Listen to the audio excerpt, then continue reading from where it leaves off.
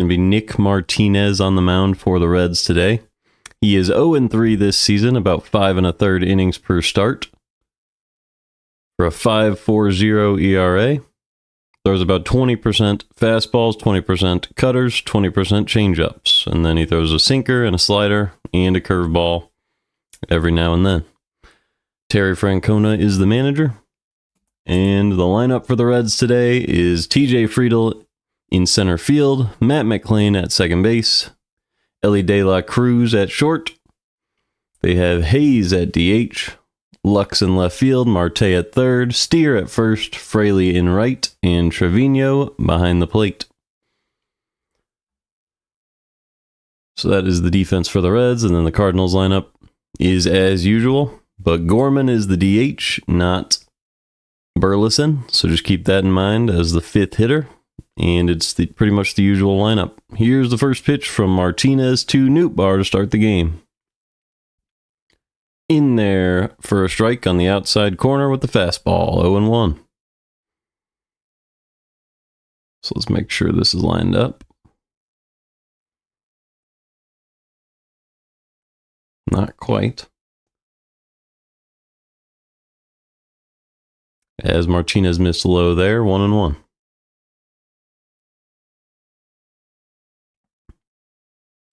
There we go, that's good enough. All right. Here's the 1-1 pitch from Martinez to Nootbaar.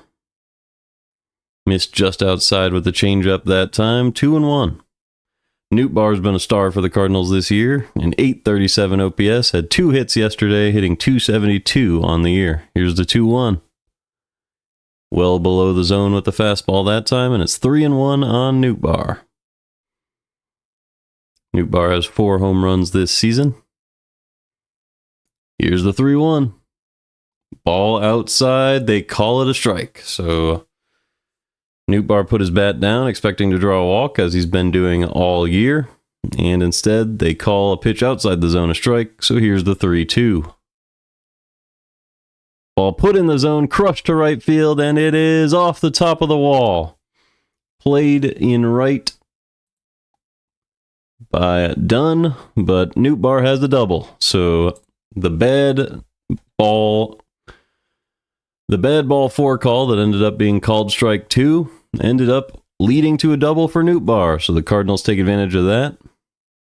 And Nootbaar will be on second base here in the top of the first. So runner on second with nobody out for Wilson Contreras.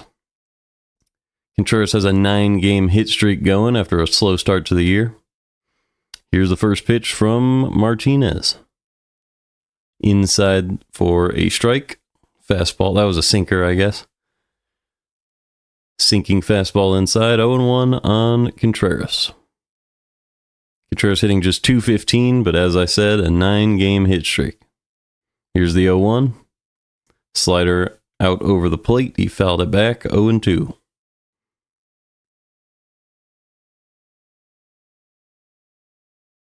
This game is the free game of the day on MLB, so you could watch along with me with an MLB account. Here is the 0-2 pitch to Contreras. Curveball in the dirt, 1-2. Contreras likes hitting at Great American Ballpark. In his career, he has an .839 OPS in this ballpark with 10 homers in 46 games. So 1 home run every 4.6 games. So you could expect about 1 in the series. It's a 4-game set in Cincinnati. Here's the 1-2 pitch. Outside fastball, fouled back, still 1-2. Contreras is 2 for 2 in his career against Martinez, and Donovan's been good against him as well. So Martinez in trouble here in the first. Let's see what he goes to on the 1-2 to Contreras.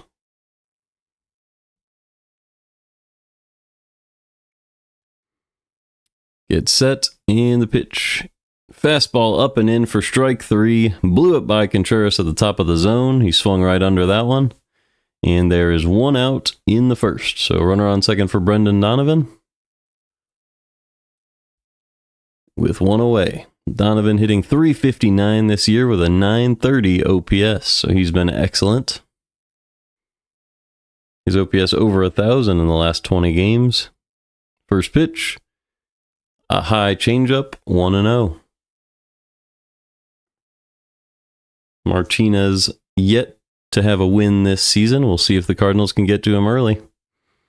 Here is the 1-0 pitch to Donovan. Fastball outside, pulled to first base. The flip made to Martinez, and there's 2 outs in the top of the first. Good play there by Spencer Steer. And that will bring up Nolan Arenado. Arenado had the walk-off homer, as well as a great defensive play in the series against the Brewers. But the Cardinals got crushed yesterday in a Jose Quintana start, former Cardinal.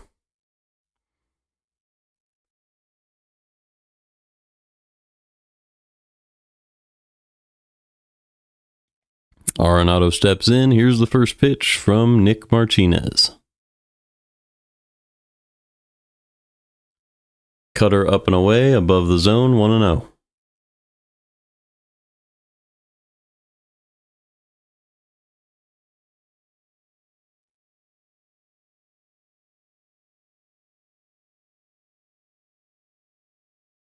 Here's the 1-0 pitch. Right down the middle, crushed to left field, and it is off the wall. The left fielder could not find it. Easy double for Arenado. And with 2 outs, the Cardinals take a 1-0 lead. Great job by Arenado there, skying that one to left. I could not tell where it was because the left fielder couldn't tell where it was, so there was no way to track it. It's Gavin Lux out there in the sun. Stared up into the sun, absolutely no way of tracking that ball. It hit high enough off the wall that I don't think he'd have been able to catch it no matter what. So a fine play, I guess, by Lux, despite not being able to track the ball. And Arenado's on second now with 2 outs for Nolan Gorman. First pitch, top of the zone for a strike. That was a 4-seamer, just 91 miles an hour. And it's 0-1 on Gorman. Here's the second pitch with 2 outs in the first. Curve ball in there for a strike. Gorman swung right over that one. And it's 0-2. Gorman has a .702 OPS on the year. Here's the 0-2 pitch. Fastball right down the middle on the outside part of the plate.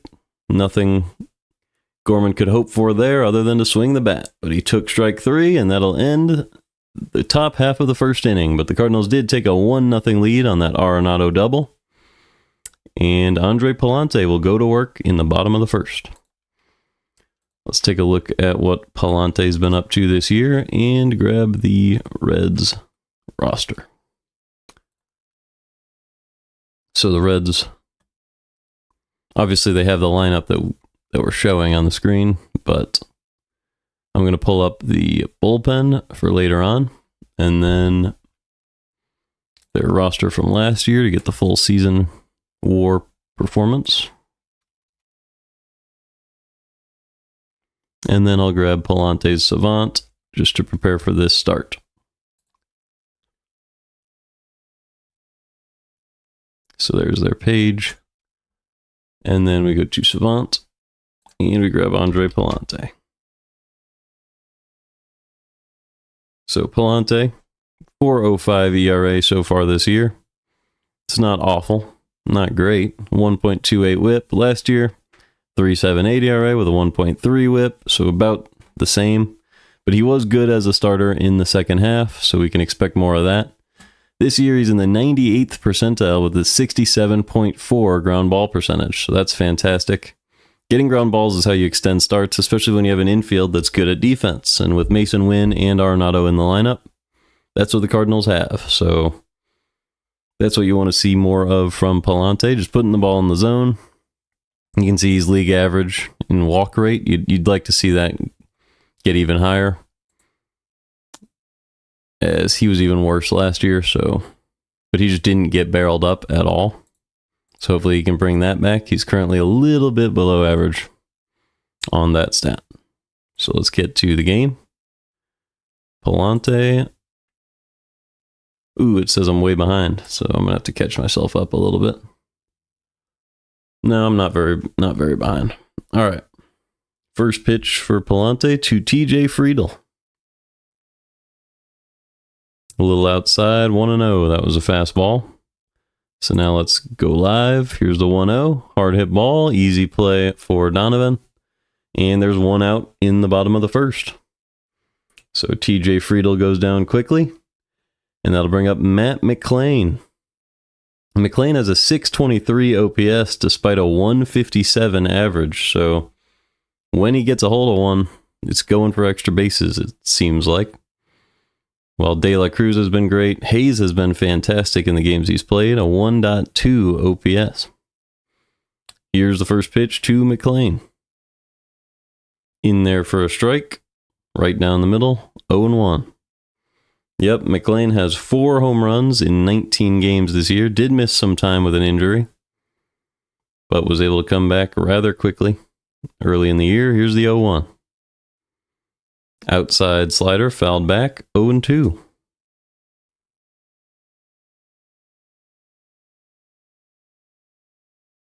So Pallante getting ahead of McLean early, trying to make a quick inning here in the bottom half of the first. Here's the 0-2 pitch to Matt McLean. Way upstairs, 1-2.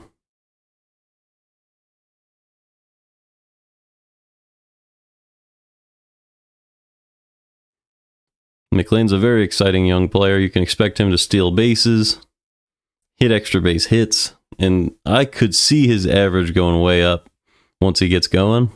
I believe he had a pretty good average last season. We can take a look at that later on in the game. But here is the 1-2 pitch to Matt McLean. Slider low and away. I guess that was the curveball. That's why it bent so much. It's 2-2 on McLean.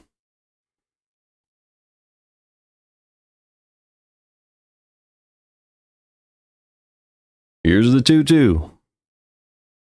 Slider hit the opposite way.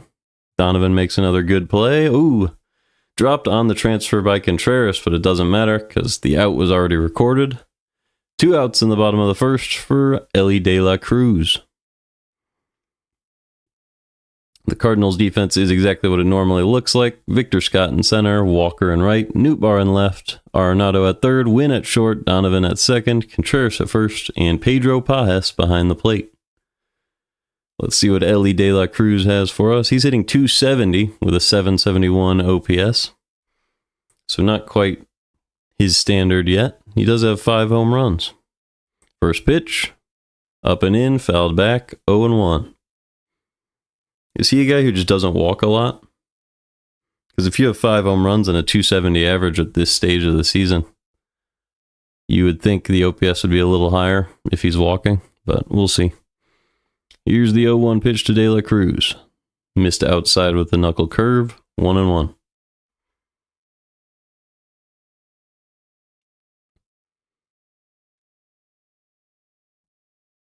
De La Cruz is 2 for 9 against Pallante in his career. That's .222. Fouled that one off his foot, 1-2.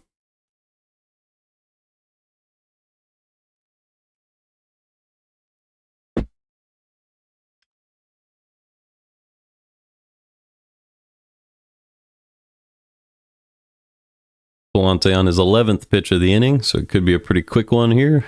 Here's the 1-2 pitch to De La Cruz. Fastball upstairs, missed upstairs, 2-2.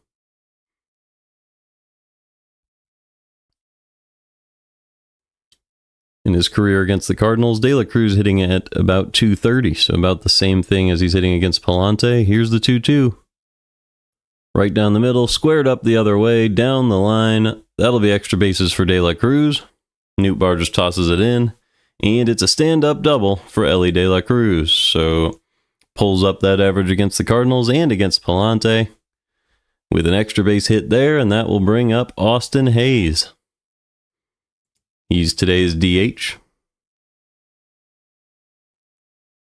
I'm curious how many games Hayes has played this year because he has a 388 average with a 1.2 OPS.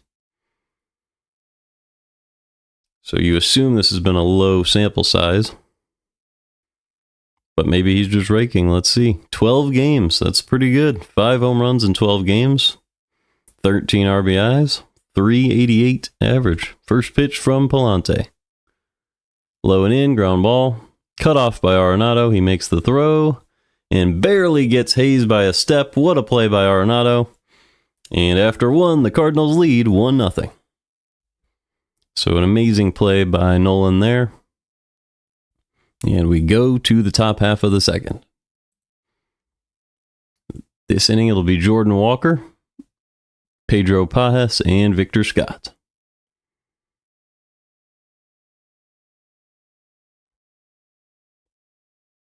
So let's check out Nick Martinez between innings.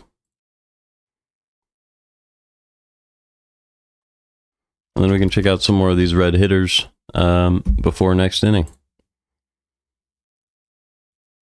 So Martinez not doing well this year, 1.39 whip. That's a problem. The walk rate is above average, so he's just getting hit hard, as you can see by the 24th percentile fastball velo. He doesn't have very much velocity on that anymore. The expected batting average and expected ERA. Well, actually, the expected ERA is not that bad, but expected batting average being as low as it is means balls are getting hit in locations where there's not a lot of luck. So yeah, that comes with this 10 percentile, 30.1% ground ball rate. If you can't get the ball into the ground, eventually those will find gaps and there'll be extra bases. So that's what's happening with Martinez. He was good last year, as you can see here.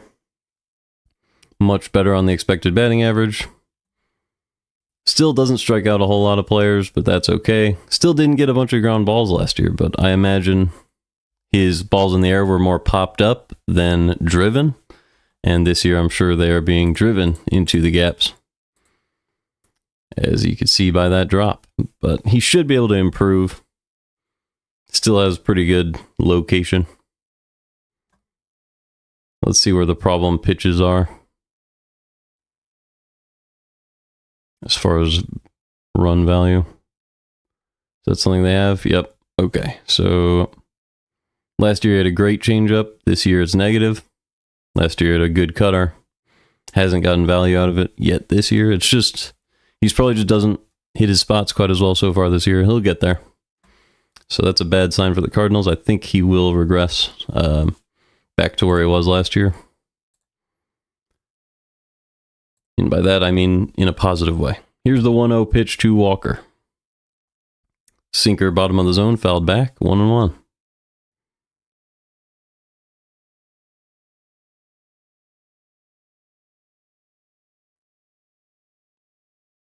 The 1-1 from Martinez to Jordan Walker. Slider low and away, chased 1-2. So Jordan Walker not doing well so far this year and today. Down in the count 1-2, he'll take his time out. He started off the season pretty well, but has been struggling to find it, hitting just .204 with 2 home runs and a .547 OPS. The 1-2. Low and away, fouled away, still 1-2. That was a slider. It was a hittable pitch in the zone, but he was unable to do anything with it. Walker's a guy with a lot of potential, but you can't say that forever. Here's the 1-2. Nice base hit to center field for Jordan Walker. He waited on that one. Got the end of the bat to it. Maybe the barrel, let's see. It was a slider outside. No, it was right off the end of the bat, but he spun it perfectly over the head of the second baseman McLean. Nothing he could have done with that one. And it's a base hit for Jordan Walker. So a good piece of hitting. Just waited on that slider, got the end of the bat to it. Got that backspin on the ball and served it out to center field. So Jordan Walker on first, Pedro Pajes at the plate, top of the second. Here's the pitch from Martinez. In there for a strike. That was a fastball right down the middle. 0-1. As you can see with that Walker single, the launch angles on these swings couldn't be more perfect for the hitter, and I think that's what's getting Martinez. The 0-1, outside pitch, ground ball, should be a double play ball, flip to Ellie, and it is. So that's 2 outs now in the top of the second with nobody on, as a double play by Pajes eliminates the single for Jordan Walker. So that will bring up Victor Scott the second. He's hitting .264 with a .702 OPS. Had a great series against the Braves. And was okay against the Brewers. Let's see. The first pitch from Martinez. Squares around. Misses outside with the curveball, 1-0. So Scott thinking about a surprise bunt potentially, but pulled back. They are shifting him, but the third baseman is close to the bag. Change up in the zone for the second pitch, 1-1.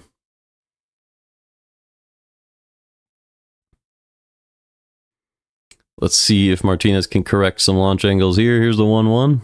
Low in the zone, crushed, but just foul. And it's 1-2 on Victor Scott. This is one of those situations with 2 outs where you would want Victor Scott to steal second if he's able to reach first. Obviously, first he has to get there, but just pointing that out. Here's the 1-2. Got him with the curveball at the bottom of the zone, and Martinez gets through the top of the second, facing just 3 hitters. Did give up that single, but corrected it with a double play, and then a nice strikeout of Victor Scott. So we go to the bottom half of the second, 1-0 Cardinals. It is Gavin Lux, Noelvi Marte, and Spencer Steer. I heard good things about Marte. So let's check in on those guys. Obviously, Gavin Lux spent a long time with the Dodgers. We could go through all 3 of them.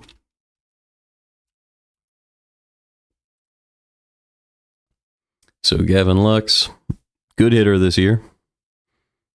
83rd percentile in expected batting average. Doesn't chase. Does strike out, but he walks enough to offset it. Hasn't been good in the field, which is a strange thing for him, but the OPS sitting at 836. Only 1 home run, which is surprising given that he plays in Cincinnati. We'll see if he can get that up. But he looks pretty good so far this year.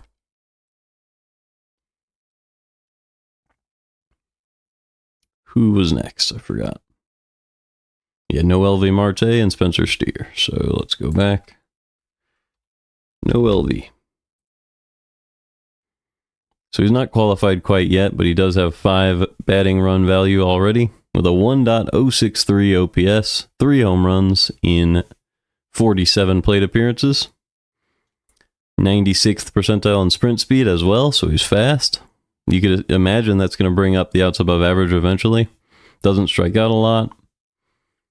Really good expected slug. So hitting the ball hard. And then Spencer Steer. Steer has been below average. Doesn't chase a lot, but everything else has been pretty bad this year. So 570 OPS. What did he do last year? He was way better. An above average hitter. Didn't chase, walked a lot. So you could maybe look for some of that this year. Game is back. Let's go ahead and watch it. Here comes Gavin Lux. First pitch from Pallante. Up and in. Base hit down the left field line. Nootbaar's going to have to play that one into the corner. Lux is going to try to hustle for a double. And he's in there safely with a leadoff double in the bottom half of the second. Good job by Gavin Lux. That one looked like it got caught on the wall, and Nootbaar had to run in and make a play on it unexpectedly. So that's why Lux was able to leg that one out.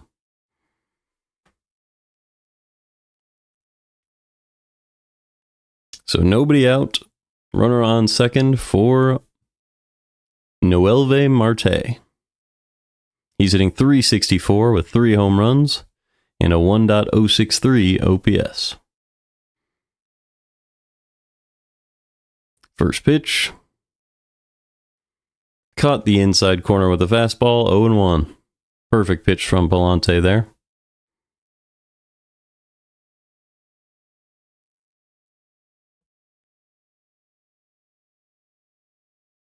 Pallante is set. Turns around and fires. Inside, ground ball back to the pitcher. Pallante looks the runner back to the bag at second and gets the out at first. Excellently done in the field by Pallante. And there's one out with Lux on second in the second.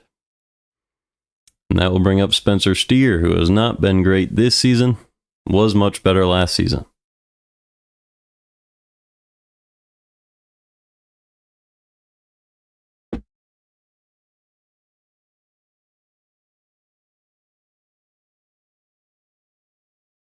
Here's the first pitch to Steer. Right down the middle with a four-seamer. 94, it's 0-1. So Steer's seen one now. Let's see if Pallante can find a different spot in the zone so he doesn't get crushed. Here's the 0-1 pitch. Up and in with the sinker. That'll move him away. 1-1.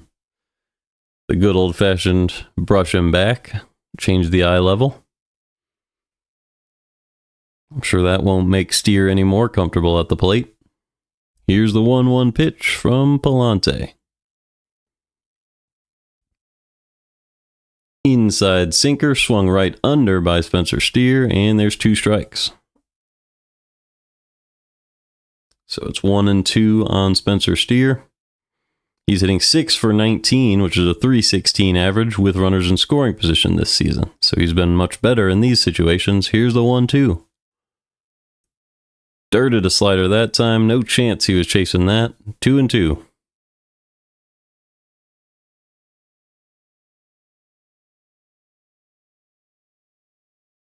So hopefully Pallante gets a more competitive pitch on this 2-2. Blake Dunn is on deck. He's the right fielder for the Reds with a .721 OPS on the year. Lux is on second. Here's the 2-2 to Spencer Steer. Another dirted slider, and it's 3-2. So Pallante missing well below the zone with back-to-back pitches that time. And now he'll have to throw a payoff pitch to Spencer Steer.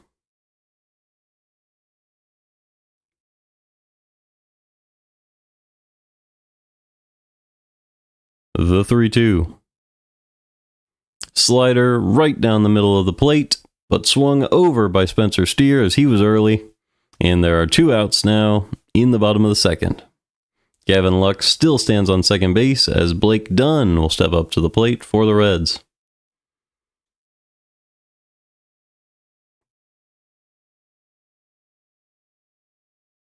So Dunn, as I said, has a .200 batting average, but a .721 OPS. Here's the pitch. Low and away with the slider, 1-0. Dunn does have 1 home run this season in 21 games. 7 RBIs. Here's the 1-0 pitch from Pallante. Low and in, a little off the plate with the sinker, 2-0.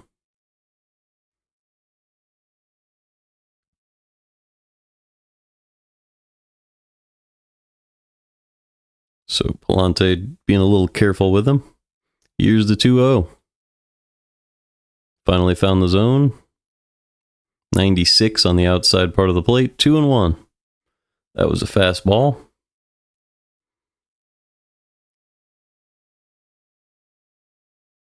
I don't know anything about Blake Dunn other than he plays right field. So maybe we'll check him out later in the game. Here's the 2-1 pitch from Pallante. Chopped foul, 2-2. That was a sinker.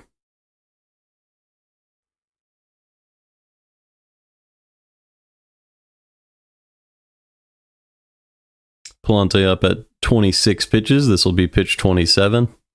Still a pretty good, efficient number if he's able to get out of it with this pitch.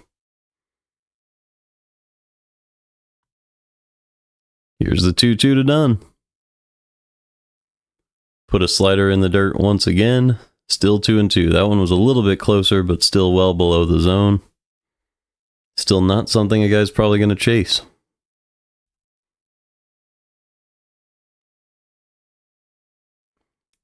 So the count has run full on Blake Dunn. And here's the 3-2 pitch with Lux on second. Got him with the fastball right on the outside corner. Perfectly placed pitch by Pallante. And that's the third out of the second. So we're through 2, and it's 1-0 Cardinals as we head back to the top half of the order after Mason Wynn. I was about to say top of the order, but Mason Wynn's no longer the leadoff hitter. That's what caught me up a little bit there. But Wynn, Nootbaar, Contreras. You love seeing this because the turnaround in the bottom of the order is perfect. Fast guy who hits a lot of singles. And then Nootbaar, who walks a lot and can hit for power. It's a really perfect 9-1 flip right there. And Contreras is on that hit streak. So 3 really nice hitters for the Cardinals in the third. I do want to look at what Mason Wynn has been up to this year. So let's grab that. He obviously came back from injury in the middle of last series. Just a 647 OPS, 242 average, only 1 home run. But it's been 62 at-bats. Is that 9 walks? That's a good walk total. Maybe one of those is like a sac fly or a sac bunt. 97th percentile in fielding value. 98th in outs above average. 73rd in sprint speed. Still doing all the little things right. And I'm sure the hitting numbers will come. If you look back at what he did last year, none of the expected slugging and WOBA and exit velo were super high, but the batting average was. And that's all you really need, a bunch of singles. That's a lot lower this season. You hope he can bring that up. That's the one thing. Big difference. But it was a slow start, and I think he's picked it up since then. So I'm excited to see what Wynn can do going forward. Contreras, I'm sure we could see some other patterns, but most of these are just, he was chasing everything at the start of the year. Yeah, 10th percentile. Strikeout rate was, it was even worse, but now it's 28th percentile. All of this stuff's going up. If you look at where he was last year, we're seeing more of this guy. I guess he still struck out a lot last year. So maybe when he's struggling, that's what happens, but all of the peripherals were fantastic. There's no reason to expect him not to continue to pull these up. These were all at the bottom of the barrel not 2 weeks ago, so he's pulling everything up with this 9-game hit streak that he's on right now. So I'm excited to see some more of that. Let's get back to the game. First pitch to Wynn is a fly ball to right field, and it's caught by Jake Dunn. So there's 1 out. Is it Blake or Jake? Whatever. 1 out in the top of the third. That will bring up Lars Nootbaar. So a couple pitches, 1 out for Martinez. Let's make sure we're live. We were not. Fastball up and in. 0-1 on Nootbaar. That one caught the corner. Here's the 0-1 pitch to Lars. That was a curveball below the zone, 1-1. Nootbaar had a double back in the first, ended up scoring on Arenado's double. Martinez on pitch 34. Here's the first pitch to Nootbaar. Sorry. The next pitch to Nootbaar. It's 2-1 now on the changeup at the bottom of the zone. Missed low.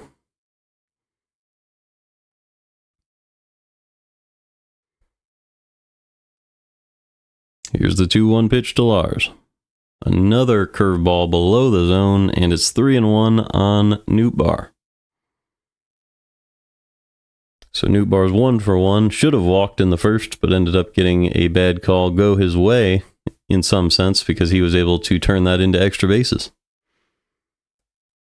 See if it happens again here. Here is the 3-1 from Nick Martinez. Right down the middle, popped up. Left field side, caught by Marte from third base, and there are 2 outs now in the top of the third. So Nootbaar unable to convert that time. And there are 2 outs, nobody on for Wilson Contreras. We'll see if he can extend that hit streak. He is 0 for 1 with a strikeout in this one. He missed on an up and in fastball last time up.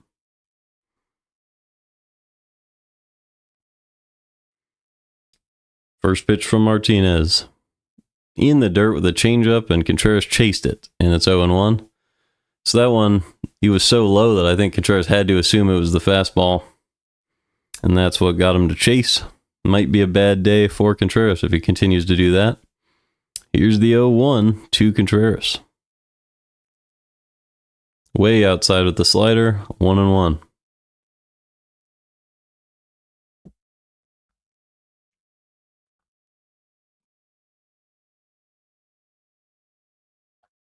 Third pitch to Contreras. Outside, smoke to right field for a single for Contreras. So easy play for Dunn out there, but another hit for Contreras, and he extends his hit streak to 10 games. So double digits for Contreras. And he seems all the way back when he puts a swing on one. That one was off the end of the bat, but perfect angle, just as Walker's was. That one hit even harder. And the Cardinals have 1 on with 2 outs for Brendan Donovan. Here is the first pitch from Nick Martinez to Donovan. Right down the middle with the fastball. 0-1. So Contreras stands on first base. 2 outs here for Donovan, who is 0 for 1. Is hitting .356 on the season with a .922 OPS and 3 home runs. So he's been the Cardinals' best hitter. Here's the 0-1 pitch. In the dirt, Contreras took a big lead, but they do not check on him. It's 1-1.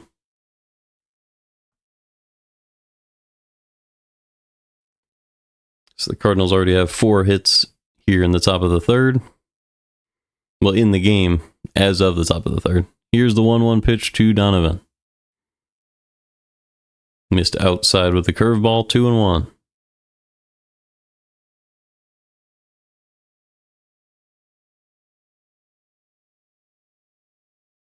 Donovan's a very patient hitter. Waits for a good pitch. Here's the 2-1 from Martinez. Missed outside with the changeup, 3-1 now. Nolan Arenado is 1 for 1 with a double on deck. So you really don't want to mess with him, especially how he's been playing lately. Let's see what they do with the 3-1 pitch to Donovan. Fastball down the middle, squared up, but a fly ball to left field. Gavin Lux is back and makes the play, and we're midway through the third. Still 1-0 Cardinals, so a good job by Martinez to settle in and strand Contreras at first. It'll be Trevino, Friedel, and McLean. So I'd like to take a look at some of their numbers and maybe figure out who Dunn is. Start there. Blake Dunn. 721 OPS. Does have 1 home run and 1 stolen base this year. He had 1 last year, so he's been a little above average as a hitter and a pretty good fielder so far this year. Also very fast, so that explains it. Good outs above average, good speed, barrels up the ball, good xwOBA. These are good numbers. But only the 53 plate appearances this year. We'll see if he can keep it up. He's from Western Michigan.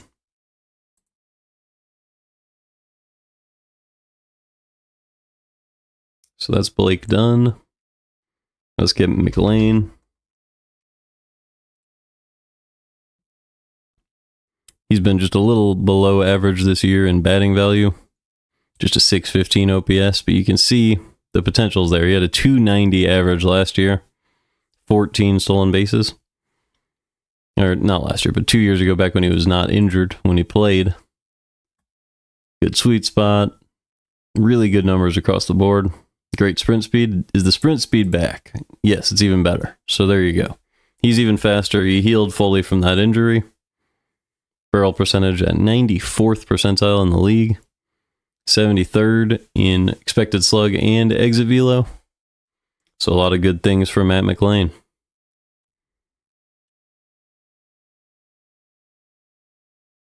All right, the game's coming back.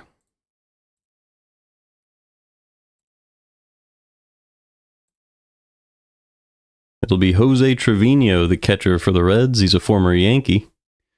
First pitch. Above the zone with the four-seamer, 1-0. Trevino hitting .322 with an .850 OPS and a home run this year.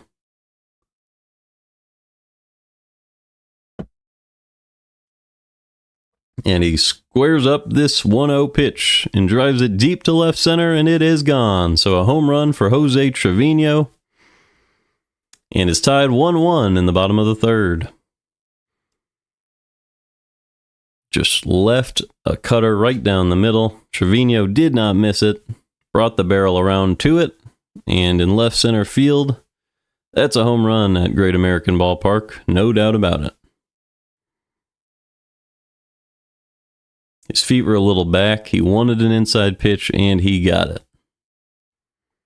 It is 1-1 with the top of the order coming up for the Reds. So this game's flipped on its head a little bit. Here's the first pitch to Friedel. Missed just upstairs. Oh, nope, they gave him a strike right at... That was a very late strike call. After the ball was being thrown back. Here's the 0-1 to TJ Friedel. Chopped to the right-hand side. Easy play for Donovan. And there's one out in the third.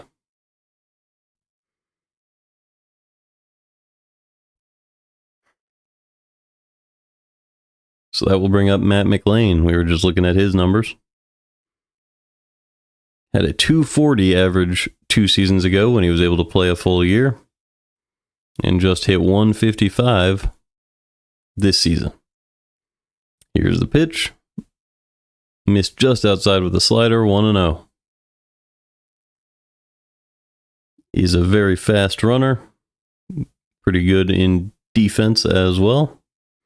Does have 4 home runs this year. Here's the 1-0 from Pallante. Caught the inside corner with the fastball that time, 1-1. The Mets won 19-5 at Washington earlier today. So they moved to 20-9 on the year. Matt McLain swings and misses at a sinker above the zone that time, and it's 1-2. So the Mets have been a standout team so far this season. Obviously, you expect it from the Dodgers as well. Teams like that are what make the Cardinals division a very important one to win for them if they want to make the playoffs. The 1-2, just a little outside with the knuckle curve, 2-2. It may be unrealistic to expect the Cardinals to make the playoffs this year, but it does feel like they're just a little bit away. Like you just need a really good pitching piece, and then the lineup needs to stay healthy, or you need to get one more hitter as well. As Pallante blows by a sinker past McLain for strike 3. So Matt McLain goes down. That'll bring up Ellie De La Cruz with 2 outs in the third.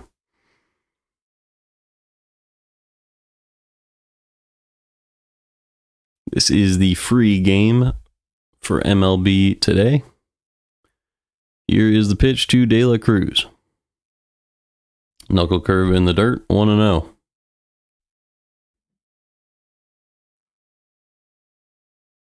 The 1-0 pitch from Pallante to De La Cruz. Right down the middle, chop to the left. Easy play for Arenado. He double clutches and makes an easy throw to third. I'm sorry, from third. So after 3, it is 1-1 after the home run from Trevino. And we go to the top of the 4th, tied. It'll be Arenado, Gorman, and Walker.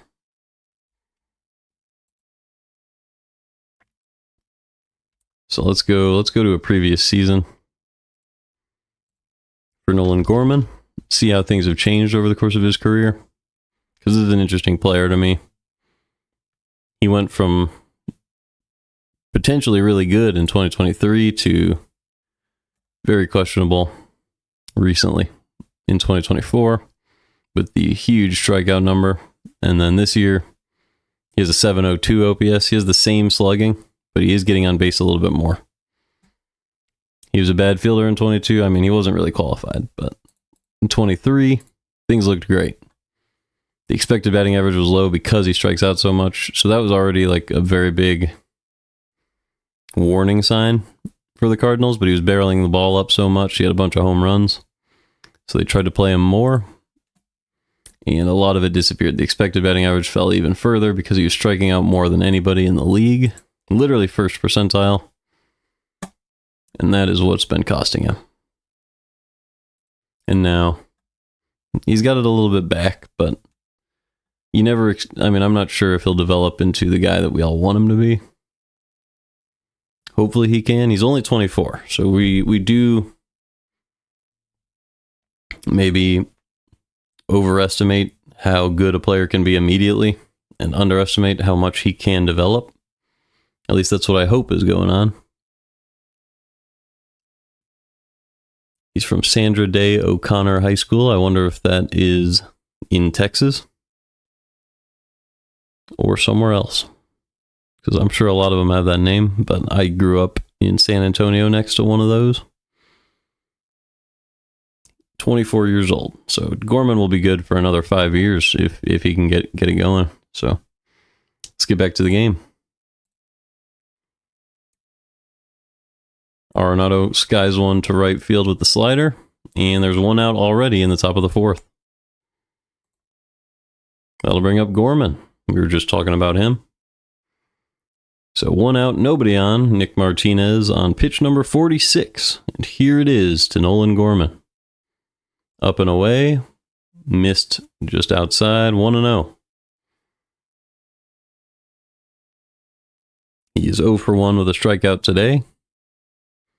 Hope he fixes that issue. Here's the 1-0 pitch to Nolan Gorman.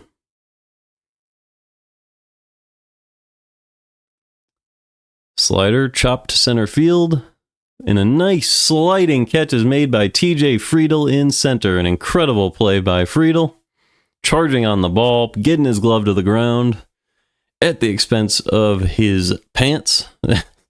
With a nice slide there. And there are 2 outs in the top of the fourth for Jordan Walker. So that was one of those bloops that you expect to be a single, but a great play by Friedel.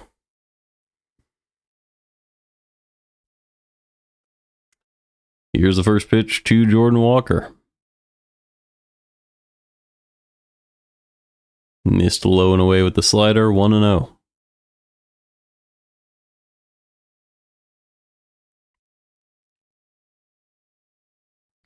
Walker is 1 for 1 with a single. The 1-0 pitch is up and in, 2-0. That was a sinker. Walker's single came on a pitch he extended his bat out to and hit off the end of the bat. Here's the 2-0. Low and in with another sinker. That one was inside, and it's 3-0 on Jordan Walker. So Walker with a chance to get on base here, the 3-0. Right down the middle for a strike, 3-1. Martinez had to go to the fastball there.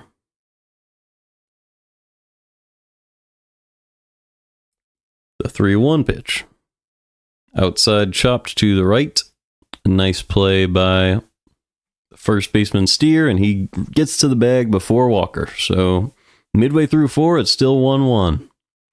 Good job by Martinez getting into the flow of the game. And that'll bring up Austin Hayes, Gavin Lux, and Noelvi Marte for the Reds. So I want to check out Austin Hayes, and then I want to go back and look at Dunn. Or I think we looked at Dunn. Either way, let's see what Austin Hayes has been up to. He's been fantastic this year, obviously. 7 batting runs. He's amongst the top of the league in expected WOBA, expected batting average, expected slug, barrel percentage, sweet spot percentage. He's been fantastic. Striking out about average. Does whiff a good amount. But he's been very, very good. What did he do last year? He looks like he played a full season in 2023. He was drafted by the Orioles.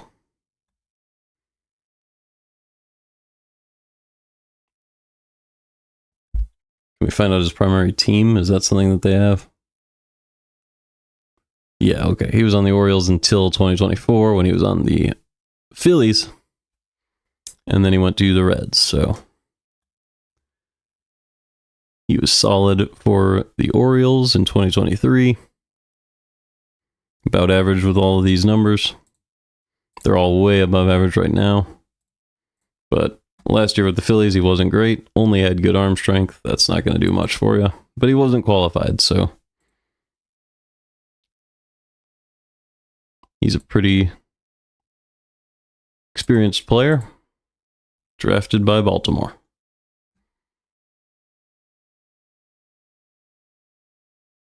We know about Gavin Lux. I don't know if yeah, I did. Okay. We looked at Lux already today. We looked at Marte. So I guess that's all we need to do. The game is back. Let's get back to it.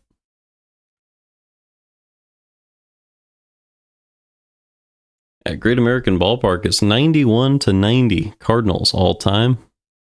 So if the Reds win today, they would even the all-time series at home.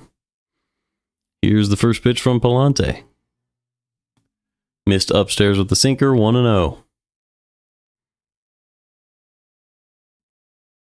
Seems crazy to say that because of how good those Cardinals teams in history have been, but obviously home games, you have that home field advantage. Four-seamer upstairs, popped up to right field. Jordan Walker unable to get there as it gets into the seats, and it's 1-1.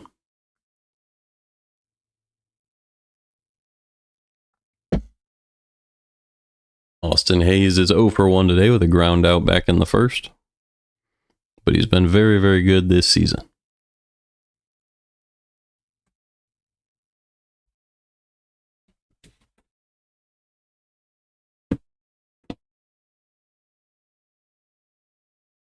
Digs back in. There's nobody on, nobody out. It's the bottom of the fourth. Hayes is the first batter of the inning. The 42nd pitch of the game from Pallante. He is grounded foul, 1-2. That was a sinker at the bottom of the zone. And we'll do it again.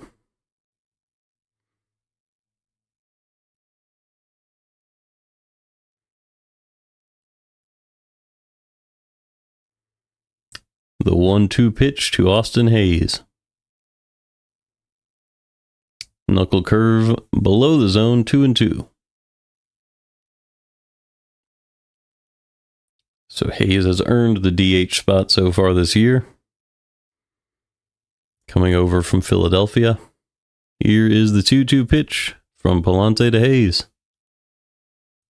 Swing and a miss on a slider. A very strange chase from Hayes. Seemed lucky for Pallante almost. Almost a protective swing from Hayes. But the ball was not even close to the zone. And a very weird hack for strike 3. So 1 out in the bottom of the fourth for Gavin Lux.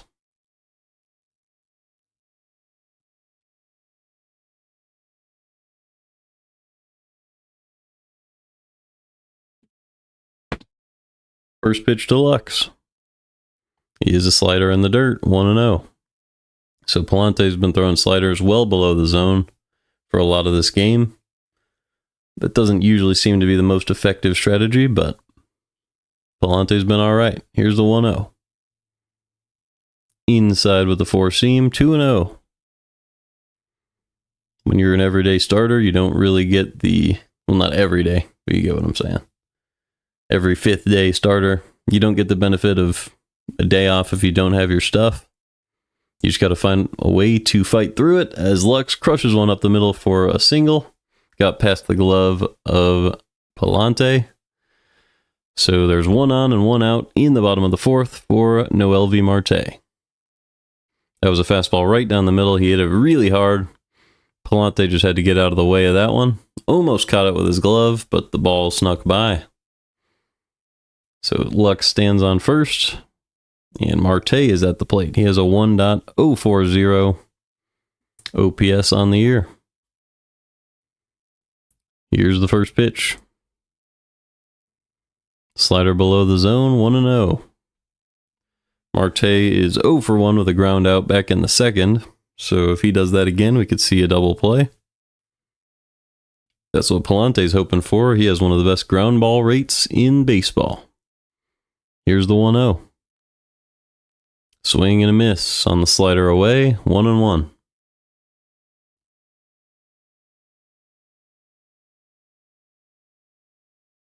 So it looked like it was going right down the middle. That's one of the best sliders of the day for Pallante. Was able to pull the string perfectly. Here's the 1-1 pitch to Marte. Goes with the knuckle curve that time. Dropped out of the zone, 2-1.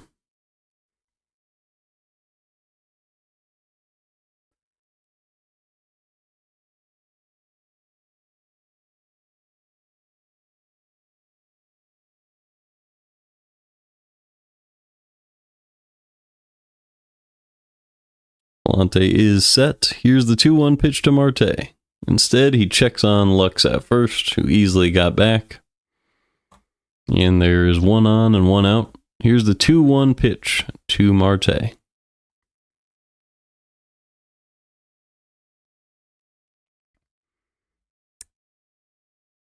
Pallante is set and delivers.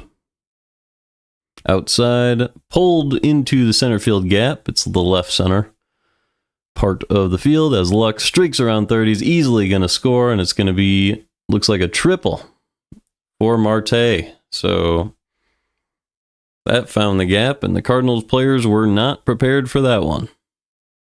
They were playing way outside of that left center gap, and the ball rolled all the way to the wall. He was able to extend his bat out to that one, and it rolled slowly, so there was no ricochet to help out the outfield, and just too much space between Nootbaar and the ball when the ball was hit. So Lux came flying around. Marte quickly got to third, and now there's a runner on third with a 2-1 lead for the Reds here in the bottom of the fourth. First pitch to Spencer Steer.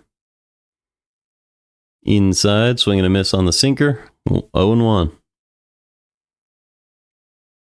Steer is having a great last 5 games. He had a .412 average with a home run and a 1.088 OPS in those last 5. Here's the 0-1 pitch to Steer. Low and away in the dirt, 1-1.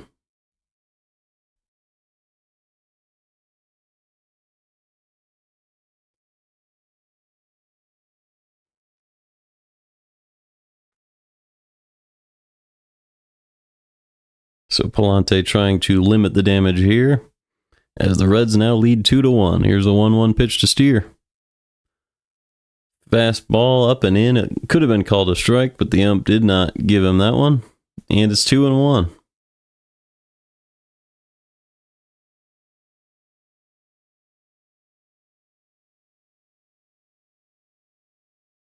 Cardinals infield is in. Here is the 2-1 pitch to Steer with a runner on third.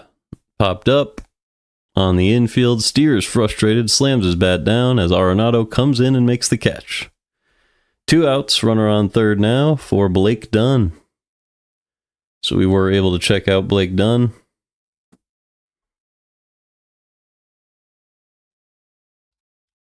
I'll do that one more time. Just played last season and this season. He's a very inexperienced player. Only 29 plate appearances last year. 53 this year, but he's very fast. 98th percentile in sprint speed. He was above average batting this season. He was below average last year, so we'll see what he can turn that into. Fouled a slider back, and it's 0-1.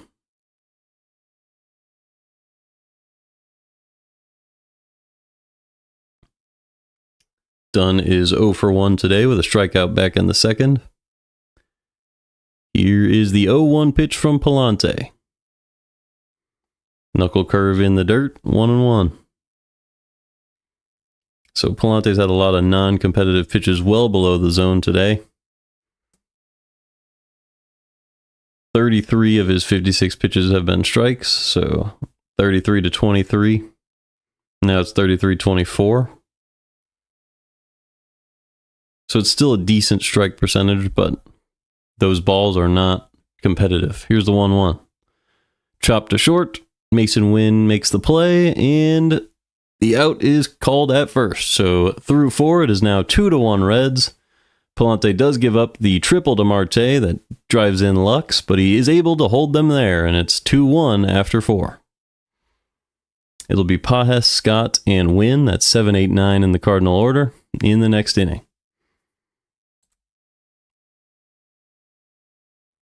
So let's make our way to Savant. I'm curious about Pedro Pajes. I'm also curious about Andy Pajes of the Dodgers. I might take a look at him, because he's been good recently, is what I'm hearing. Yeah, Pedro, still a below average hitter, but still above average on the caught stealings there. So still a good defensive catcher. You know he's good at framing. I guess, well, this year they have him at -1. Let's see how he did last year, though. Yeah, there you go. He was above average at that type of stuff. Actually was worst at throwing out runners, so he's been the opposite this year. Very strange.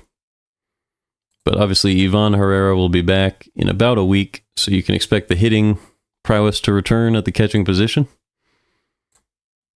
With the Dodgers, Andy Pajes? I'm just curious. Yeah, okay, wow. He is playing incredibly well. But the expected stats, the peripherals are not great on that. So while he has been good, I don't expect that to continue. He has 5 home runs. That's where a lot of that's probably coming from. And if you look at what he did last year, he was well below average as a hitter. So, I mean, I guess his peripherals were better, though. So he might average out to an average hitter. Who knows? That is a Dodger player. Not quite applicable to today's game. It'll be Michaelis, Matz, and Liberator for the Cardinals in the rest of this series against Singer, Abbott, and Green. So the Cardinals will be favored in maybe one of these 3 games.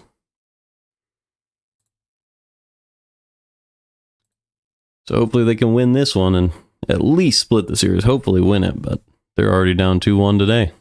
Pedro Pajes fouls off a cutter, and it's 0-1 to start off the top of the 5th on the Cardinal catcher.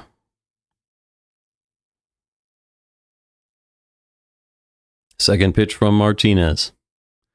Fastball right down the middle, 0-2. Martinez has cut his ERA for the year all the way down to a 4.99, which is below where he started today. Having a good start so far in this one. We'll see if the Cardinals can mess it up. Here's the 0-2 pitch to Pajes. Up and away, smoke to right field, and it is fair. Into the corner, and it'll be extra bases for Pajes. Dunn is able to get out to that one and throw it in, but that's a double for Pedro Pajes, and the Cardinals start off with a runner on second with nobody out for Victor Scott. Great job by Pajes. He waited for that ball to travel. Another hit to the opposite field. Barreled it up into the corner. And he has a great chance to score in this inning. So the Cardinals trying to rally and tie up this one. Let's see if Victor Scott can do something with this opportunity. They're playing him to pull. Here's the pitch. In the dirt, 1-0. So they have the shortstop holding the runner on. Third baseman playing down the line in case there's a bunt. So that leaves that left side of the infield wide open. Here is the 1-0 pitch to Scott. Up and in, 2-0. So Scott way ahead in the count here. Runner on second base. Nobody out in the 5th. Cardinals trail by 1. This would be a huge run to score. The 2-0. Up and away, 3-0. That was a changeup above the zone. So Victor Scott, it would have to be a perfect pitch here. He has a chance to reach with Mason Wynn on deck. The 3-0. Below the zone with the cutter, and it's a 4-pitch walk to Victor Scott. So the Cardinals have runners on first and second with nobody out in the 5th for Mason Wynn.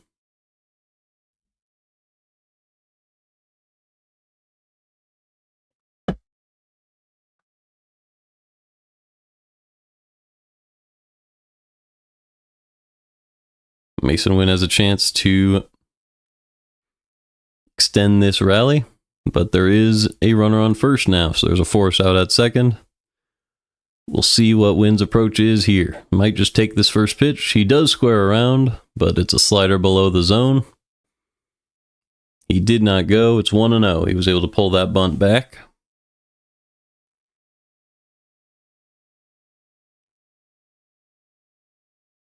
Nick Martinez is on pitch 61. Here is the 1-0 to Wynn. Low and away again with the cutter. Was squaring around again, but Martinez can't seem to throw a strike, so it's 2-0 on Wynn with 2 on and nobody out. At this point, you wonder if bunting is even worth it. Might just want to have a good at-bat. Here's the 2-0.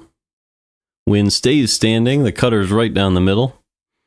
Looked like he was thinking about swinging at that one, but needed to see one go through the zone, which is reasonable as a 9-hitter. You have some really good players coming up behind you. You want to make sure this guy's putting them in the zone before you take a risk. Here's the 2-1 pitch. Instead, the catcher Trevino calls Martinez to step off, and he does. So it's still 2-1.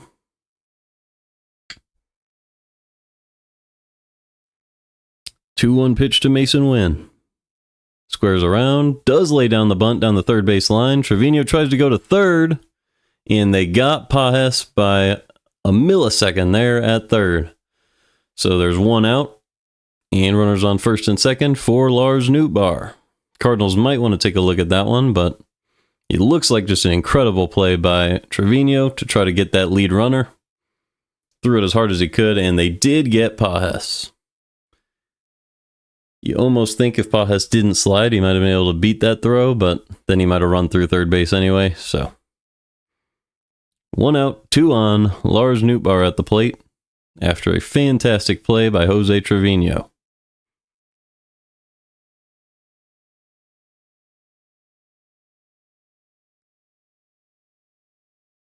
Nootbaar digs in. He is 1 for 2 today with a double off the wall. Here's the first pitch. Hanging slider, hard hit ball, but a great play at second base by McLean, and they're able to turn the double play as De La Cruz has a fantastic arm, and the Reds are out of it. What was potentially a huge rally, it was 2-0 on Mason Wynn with 2 on and nobody out. In just a few pitches, turns into a double play that ends the inning. And it's 2-1 Reds going to the bottom of the 5th. It will be Trevino, who's already homered and made a great play at the plate, and then Friedel and McLean for the Reds in the 5th.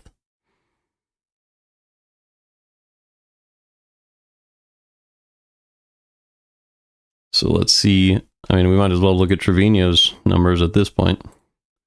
He's been the star of the game so far. Obviously, he's been a Yankee catcher. He was drafted by the Texas Rangers. He was a below-average hitter the last 2 seasons, but he's been above average this year. Hasn't struck out at all, doesn't whiff. Hasn't walked a whole lot, but good catcher framing. His peripheral stats are not good, except for the squared up percentage.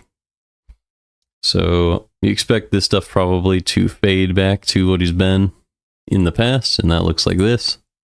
Okay, hold on. Was he qualified one of these years? There we go. So he was one of the best fielding catchers in baseball, actually the best in 2022. The best at framing, 98th percentile on blocks. But his hitting was never really much to desire. He was playing back in 2018, it looks like. Not a whole lot we heard about that, though. And he's been hitting well so far this year. Did get his second home run earlier in this one, so you can't say that that's all going to fade away.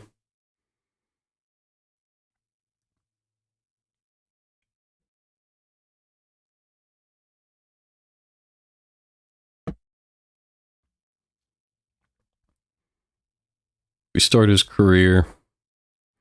Let's see. There we go. Yeah, Texas till 2021, then the Yankees and the Reds.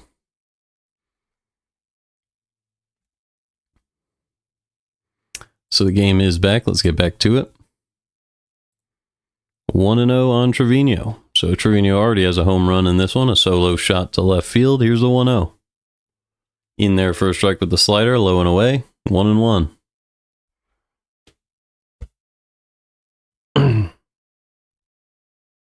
Trevino fielded the bunt in the top of the fifth, ran out down the third baseline, and launched it to third base to get the lead runner on the force out. And now he's back up trying to do more damage at the plate. It is 1-2 after he fouled off a slider. Pallante on pitch 62 of the game in the bottom of the fifth. Here is the 1-2 to Trevino. Low and away with the slider, 2-2.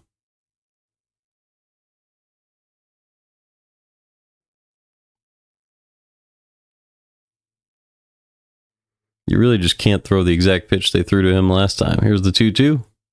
Way up and in with the sinker, 3-2. If that's what Trevino can do to an inside pitch, then he might want to stand closer to the plate. Because I imagine he's not doing much to outside pitches. If his hands can get fully extended that close to his body.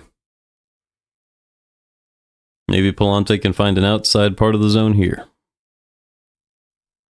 The 3-2 to Jose Trevino. Inside, chopped to short. Mason Wynn makes the play, and there's one out in the bottom of the fifth. So that'll bring up TJ Friedl with nobody on. He is the top of the Reds' order. Friedl hitting .288 with a .731 OPS.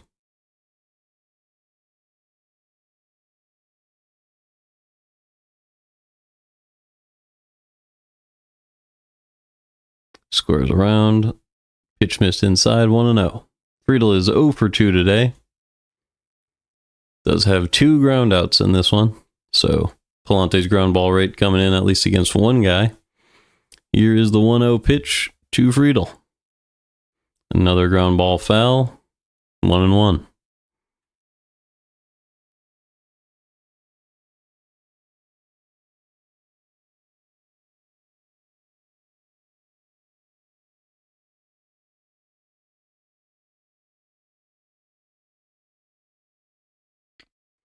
Here is the 1-1 pitch to TJ Friedl.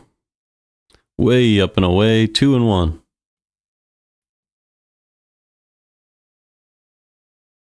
Let's make sure we're live. We were not. Friedl just skied the 2-1 pitch to right field, and Jordan Walker ranged over and made the catch. 2 outs in the bottom of the fifth. That'll bring up Matt McLean. McLean also coming into this at-bat 0 for 2, does have a strikeout in this one. OPS all the way down at 607 on the year, which is much lower than you'd expect from a guy like McLean. Although we didn't have a great sample size his rookie year either. Here's the pitch. Knuckle curve right down the middle, strike 1.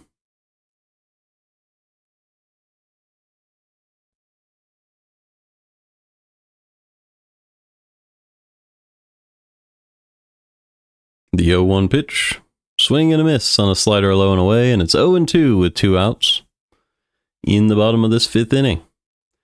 Quick look around the league. The Minnesota Twins are up 6-1 in Cleveland over the Guardians, and Baltimore leads 4-0 at home against the Yankees. Here's the 0-2 pitch to McLean. In the dirt with the knuckle curve, 1-2.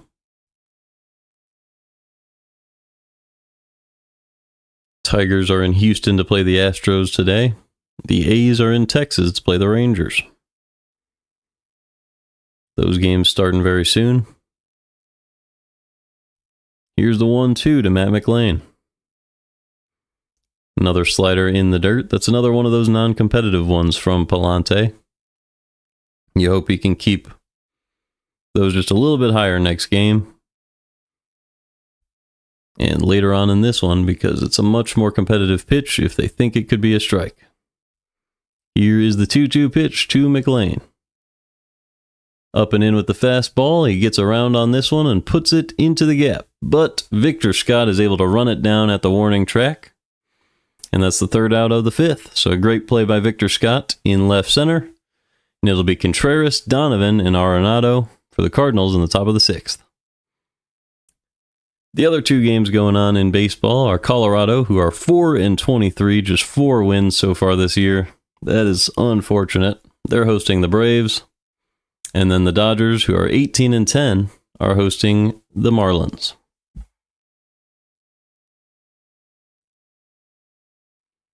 So let's grab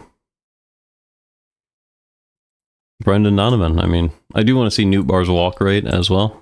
And maybe some of the Arenado updates. We'll start there. Arenado, 60th percentile in batting value now. He's been better this year than he was the last 2 seasons before. Does have those 3 home runs, one of them a walk-off. Hardly ever striking out. Great outs above average. Squares up the ball, doesn't whiff. But he has been chasing and has hit the ball much softer in recent seasons. If we look back at like 2022, he was one of the best in the league. Still wasn't crushing the ball. But it's fallen off since then. And this year it's a little bit back, which is good to see. Let's see. Brendan Donovan.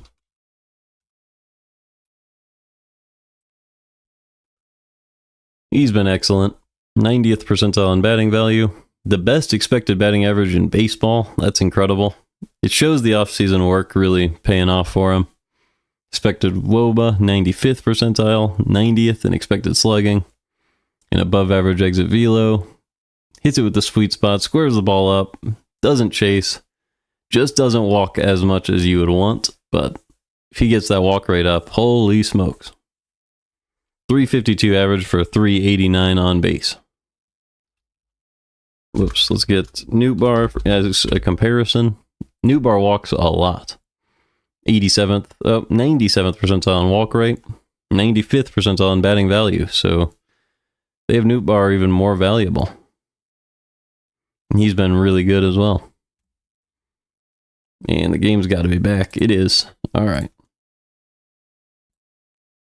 Ground ball to the left side from Contreras, and that's the first out of the sixth. So Martinez has been really, really efficient so far in this one. After giving up that 1 run, getting another out on just his first couple pitches. So 1 out in the top of the sixth for Brendan Donovan. Let's make sure we're live after this pitch so that I don't miss anything. First pitch to Brendan Donovan. In the dirt with a changeup, 1-0. All right, here's the 1-0 pitch to Donovan. Upstairs, 2-0. And now we're live. So we'll wait for that to load. Donovan is ready. The 2-0 pitch from Martinez. He's doing something where he's trying to fake out Donovan. The 2-0, inside, 3-0. He did like a bunch of leg steps there. I didn't even know that was allowed in baseball. Thought you had to kind of go up with it, and maybe once your leg's in the air, you can wave it, but stepping up and down so much is so weird. The 3-0 right down the middle, 3-1. Donovan is 0 for 2 today with a ground out and a fly out. He's been one of the best hitters in baseball. The 3-1 pitch to Donovan. He is low and away, ball 4. So we need Donovan to walk more. There's his first of the rest of the year. 1 on and 1 out for Nolan Arenado. Arenado is 1 for 2 with a double off the wall. Hitting 260 with a 797 OPS, so he could get it into the 800s with a good hit here. And it'll be pitch number 72 from Martinez. Here it is. Up and in with the changeup, 1-0.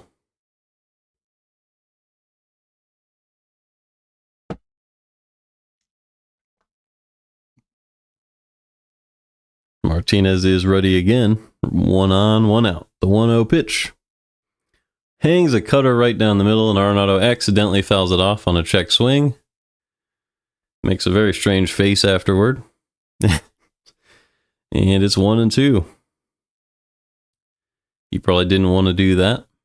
I guess never mind. It's 1-1. Here is the 1-1. Nope. They're going to check on Donovan. He got back safely. That was the first disengagement of the at-bat. Here's the 1-1 with Donovan on first. Low and away, just below the zone, 2-1. That one was a slider. Very good take by Arenado there. Nothing much he could do with that pitch. Here's the 2-1 from Martinez to Arenado. Cutter right down the middle of the plate, but Arenado popped it up and into the seats. 2-2.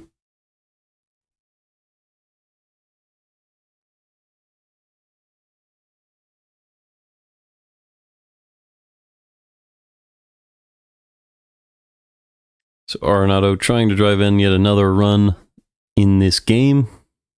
Also a double play opportunity for Martinez if he gets a ground ball. Here is the 2-2 to Nolan Arenado.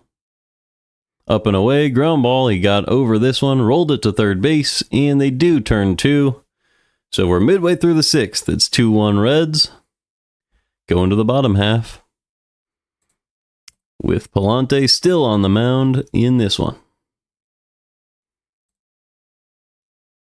It'll be De La Cruz, Austin Hayes, and Gavin Lux. So another double play by the Cardinals. You hate to see it.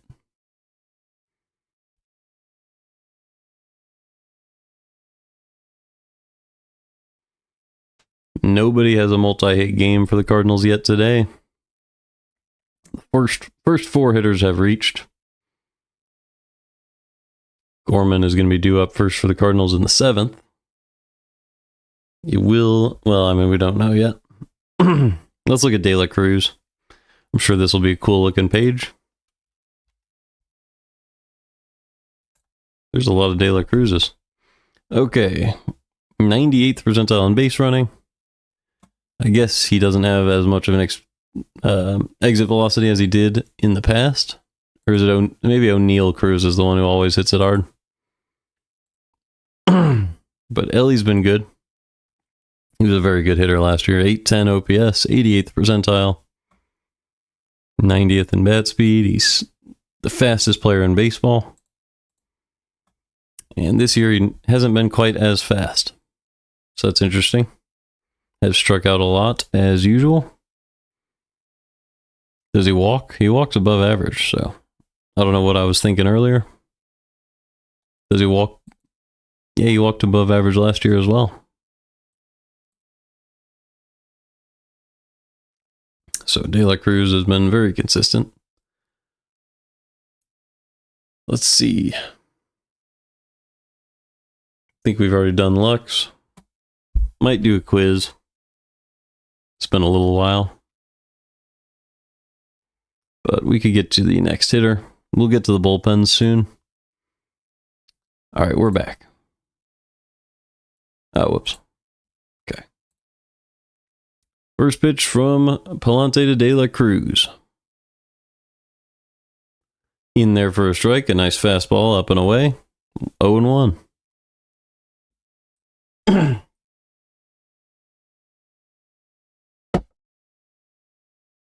The 0-1 pitch to Ellie De La Cruz. Inside, ground ball to the first baseman, Wilson Contreras, and he flips it to Pallante for out number 1. So 1 out in the bottom of the 6th for Austin Hayes. Hayes is 0 for 2. His OPS all the way down at 1.154, which is still incredible. Does have a strikeout in this one. Left 1 man on base. Pallante on pitch 76, so he might be able to go one more inning after this as well. That's what you can hope for. Here's the pitch to Hayes. Up and in for a ball, 1-0.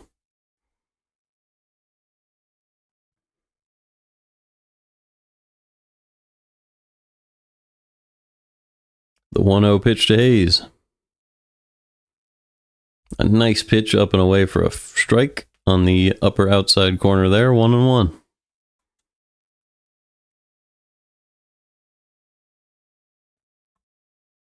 The 1-1 pitch to Austin Hayes.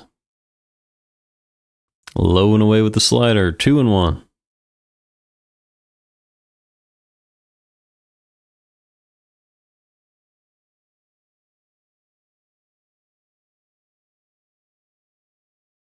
The 2-1 pitch to Austin Hayes.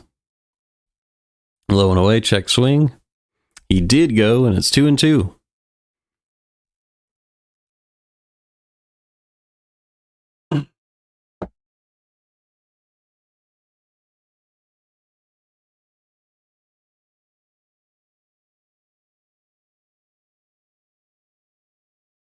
Hayes this season is below league average with 2 strikes. Strikes out 48% of the time with just a 120 average.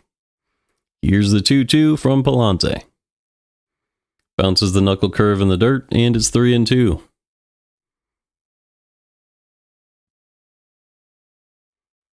So Hayes threatening to walk here.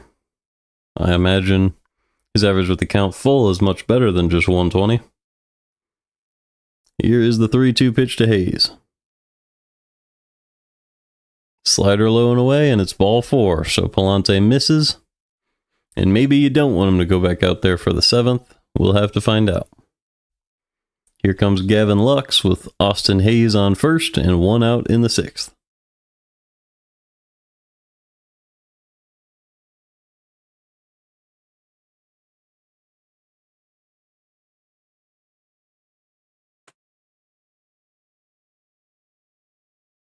First pitch to Gavin Lux. Inside, goes inside out, down the line, and fair past Newt Barr into the left field corner.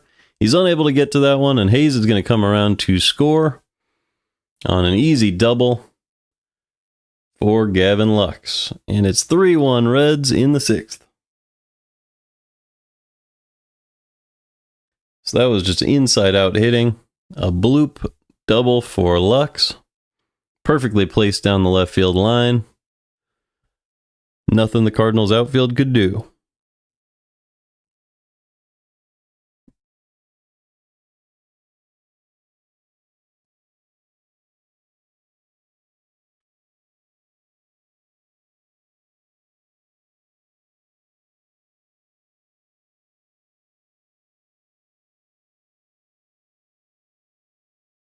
They'll bring up Noelvi Marte with the runner on second and 1 out. 3-1 lead for the Reds.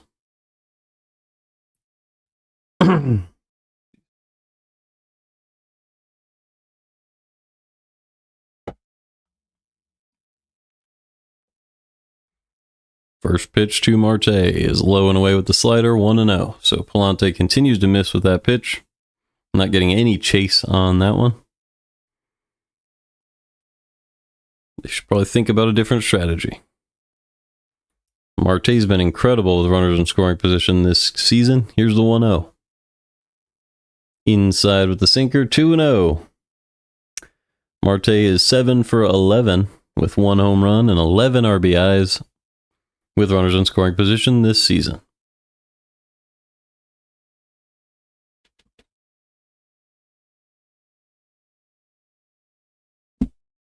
The 2-0 pitch to Noelvi Marte. Below the zone with the sinker, and it's 3-0. So Pallante really struggling out there. I would consider making this his last batter if I were Marmol, as they are getting a man ready in the pen. Take a look at who that is in a minute. The 3-0 is in there for a strike with the slider, 3-1.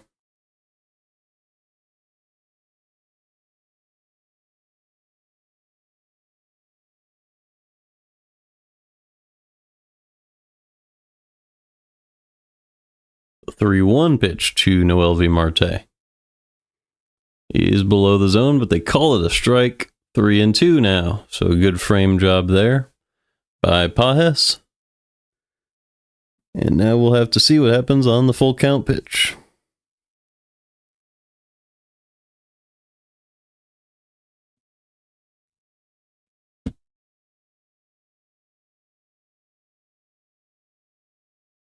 Lux on second. Marte, who's 1 for 2 today, at the plate.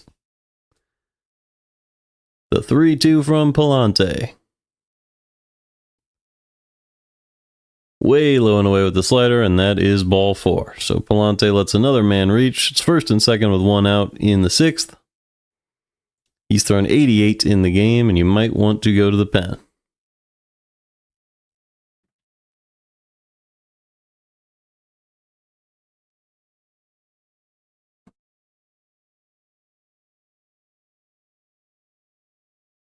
Looks like the pitching coach is out to visit with Pallante.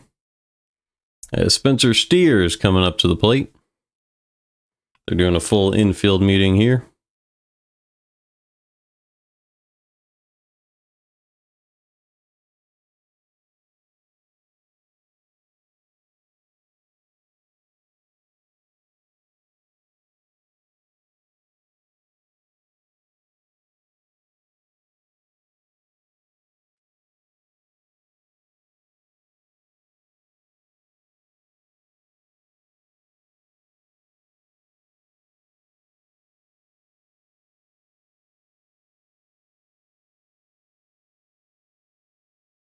Pallante got most of his outs through the ground out so far today. There are 2 batters on. 2 base runners, 1 out here. First and second. Bottom of the 6th. Here comes Spencer Steer. Misses low and away with the slider again. Pallante is struggling. Struggling so much that I'm having trouble even calling this. I'm hoping he can just put it back in the zone. There's nothing else to talk about. He just needs to throw strikes. Here's the 1-0 pitch to Spencer Steer. Instead, he checks on the runner at second. Donovan makes the attempt, but Lux is able to get back. Still 1-0. Maybe that'll reset Pallante a little bit, and he can get a ground ball here. 1-0, ground ball. Easy play for Mason Wynn. They flip it to second, and it is a double play, and the Cardinals are through 6. Pallante does allow 3 earned over the course of 6 innings, but only 1 run in each of those 3 innings where he gave up a run, and he strands them there. So Pallante is definitely done for the day, but he's able to muscle through that 6th inning, and it'll be Gorman, Walker, and Pajes trailing by 2 in the 7th.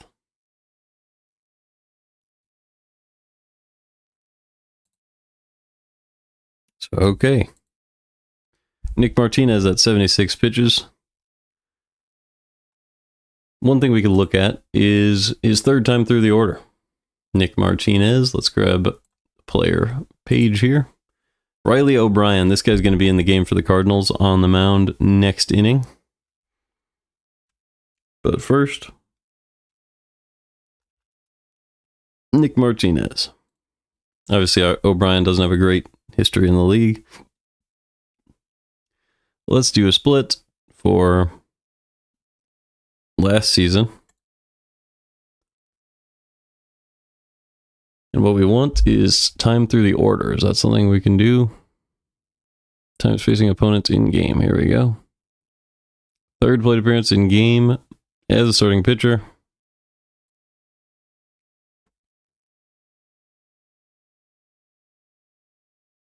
So he's actually been his worst the 2nd time through the order, which is pretty incredible. But he's been his best 1st time through. So good chance for the Cardinals against Martinez here. The reasoning for this is probably in the games where he's doing really bad the 2nd time through, he probably gets pulled. Well, if he stays in the game for that 3rd time, he'll pitch until he gets pulled as well. So it's kind of random between 2nd and 3rd. But that 1st time, Usually a starter can do a pretty good job first time through the order. You're not going to get pulled ever.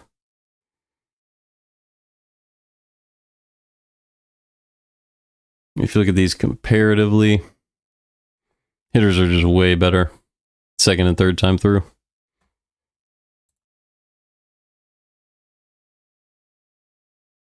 So let's see. They are going to go to the bullpen, so that's shocking to me. They're going to get out in front of that issue. Go with Graham Ashcraft. He's been fantastic. He has a 0.77 ERA on the year. And here's his first pitch to Gorman. Inside with the cutter, 1-0. So the Reds very smart here as the cutter misses low, 2-0 on Gorman.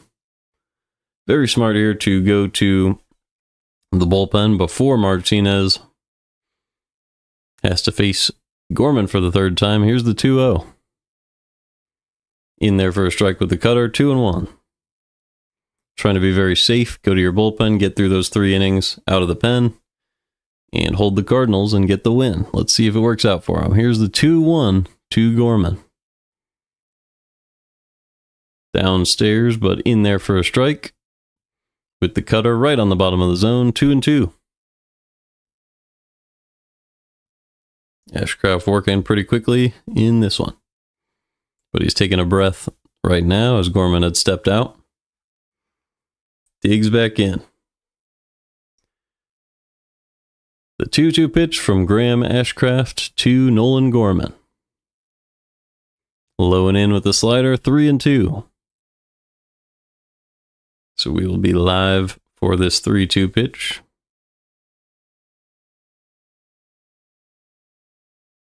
I was actually live earlier. The 3-2. Cutter below the zone. Gorman chased it, and that's strike 3. So 1 out in the top of the 7th with nobody on for Jordan Walker.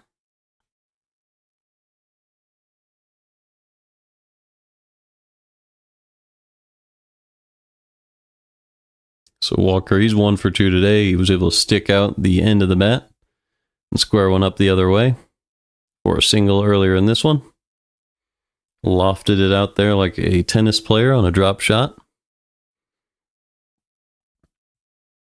And here's the 0-1 from Ashcraft.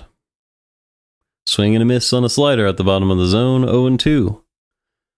That was a lackluster swing from Jordan Walker. You'd expect him to get lower for that pitch. Here's the 0-2, instead a timeout for Walker. You wonder if Walker's back is in some pain or something? Because you really got to go down and get a pitch like that. Here is the 0-2. Unable to go down and get that one. Fouled it off. Still 0-2.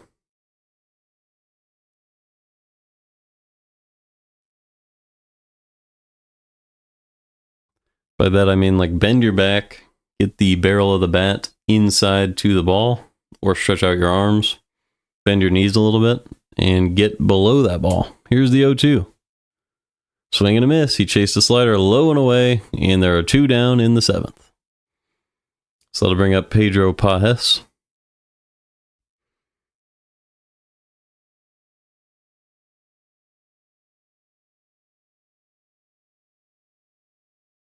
Cardinals will have a very good opportunity in the 8th and 9th innings if, regardless of what happens here, Pajes goes the other way, fouls it off.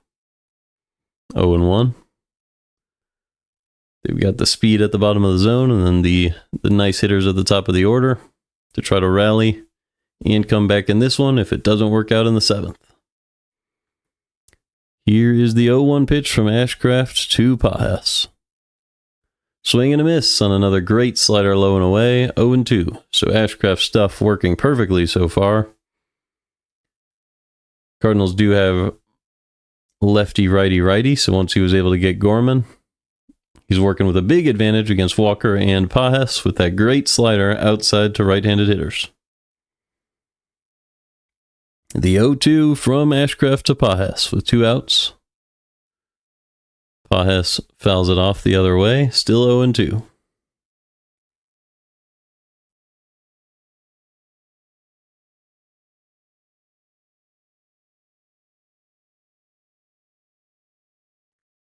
A Reds fan was able to barehand that baseball. Good souvenir for him. Here's the 0-2. Swing and a miss on another slider outside. Great job by Ashcraft. So he goes 1-2-3 with 3 strikeouts against the Cardinals. Struck out the side. And now we'll see who the Cardinals go to in their bullpen against Dunn, Trevino, and Friedel. I believe I saw who it will be, so I'm going to go ahead and grab his numbers.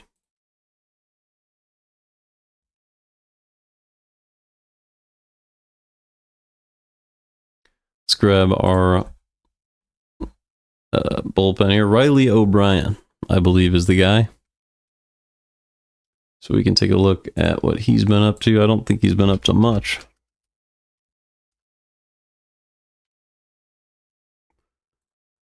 But it looked like he was getting ready in the bullpen. He's pitched in 1 game, got 1 out with a 0 ERA. So that's good. Not a whole lot. The expected batting average of 0.03 so far this year because the 1 out was a very nice, probably a ground out. The max exit velocity was 94.9. That means in that 1 at-bat, someone hit the ball 94.9 miles an hour. Probably right into the ground. Nope, it wasn't into the ground. It must have been into the air.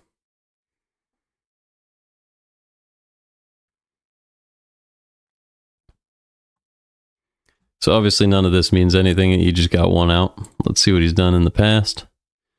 Had a good season in 2022, but he just got 1 inning done back then. Got some more work last season. 8 appearances, 8 innings, 11 strikeouts, 2.63 whip, so that's pretty awful. But pretty good fastball velo. We'll see if the Cardinals can turn him into a better reliever, as he'll face some Reds here.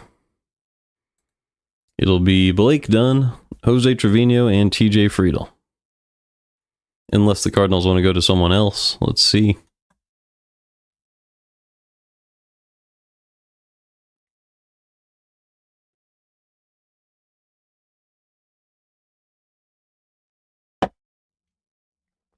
Nope. They do go to Riley O'Brien, and the first pitch is bunted down the third base line. Barehanded by Arenado, but it hits off his hand, and it'll be an infield single for Dunn. So that's unfortunate. Looks like I scrolled up. Let's get that fixed. So Blake Dunn with an infield hit, a bunt single. And there's 1 on with nobody out in the bottom of the 7th. So already pitching from the stretch is Riley O'Brien. Here's the first pitch to Trevino. Up and away, popped up, fouled back, and out of play. 0-1 on the Reds catcher. He already has a home run in this one. That was back in the 3rd inning.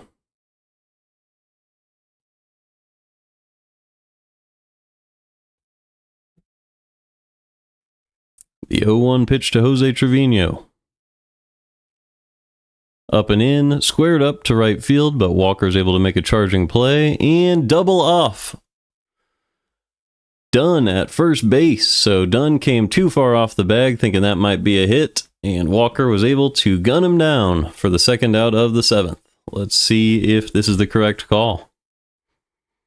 So hit the opposite way, he let off way too far, and a very quick play by Jordan Walker. Now just a quick look. We can't see it on that look. It does look like they got him. And they did. So great job by Jordan Walker. 2 outs, nobody on in the 7th for TJ Friedel. Friedel is 0 for 3 in this one. First pitch misses upstairs with the slider, 1-0.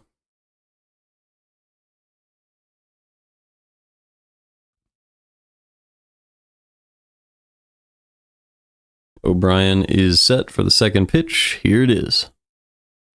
Upstairs again with the slider, 2-0. So the exact same pitch. Missed both times. Friedel hitting .286 with 1 home run on the year. 725 OPS, about average. Here's the 2-0. Down the middle with the sinker, 2-1.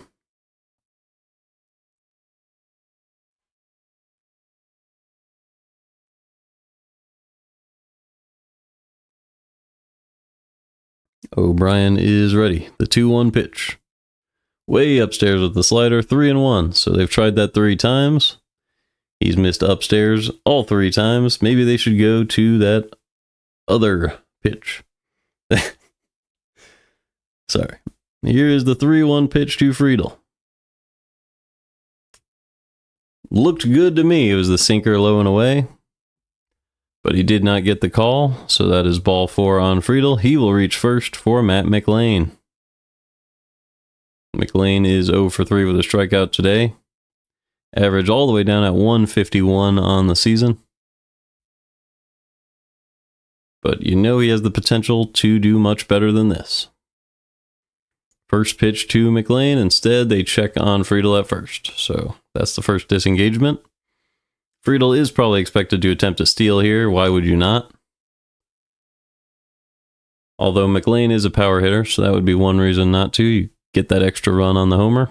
The pitch, up and in for a ball, 1-0. That was a sinker. So O'Brien just needs to bring his stuff down a little bit. You keep throwing high pitches, people start to catch on and get under your pitches. Could become a home run. Here's the 1-0. That was a curveball right down the middle. 1-1.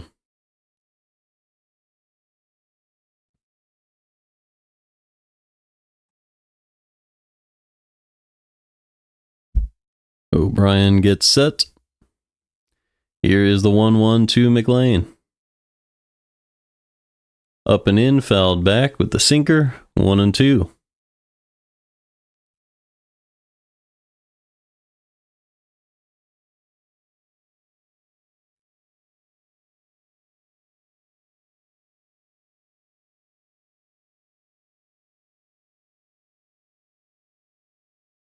O'Brien's 12th pitch, the 1-2 to Matt McLean.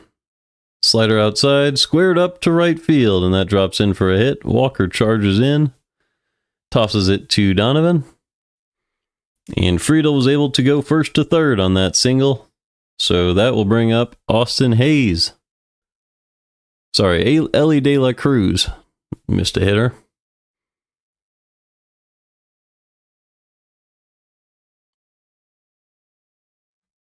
The walk by Friedel earlier in the game confused me on the batting order chart. As Marmol will go to the bullpen on De La Cruz. You imagine this will be the lefty with 2 outs and runners at the corners. So they're not showing us who's coming in, but we can take a good guess here.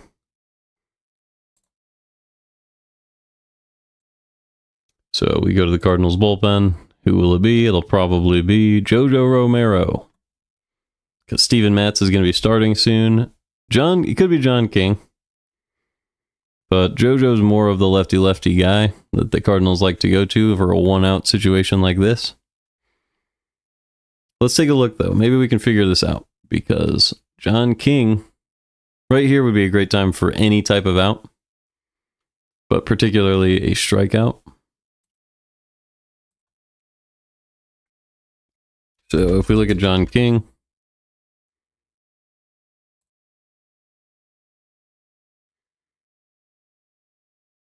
so he has a very good ground ball percentage. That's not what we need right here. It's 2 outs. His whip is at 2. Probably not going to be your guy here. 8 innings pitched, just 5 strikeouts. I imagine JoJo hasn't been great this season either.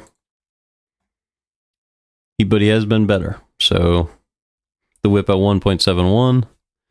6 strikeouts in 9 innings is also just as bad, but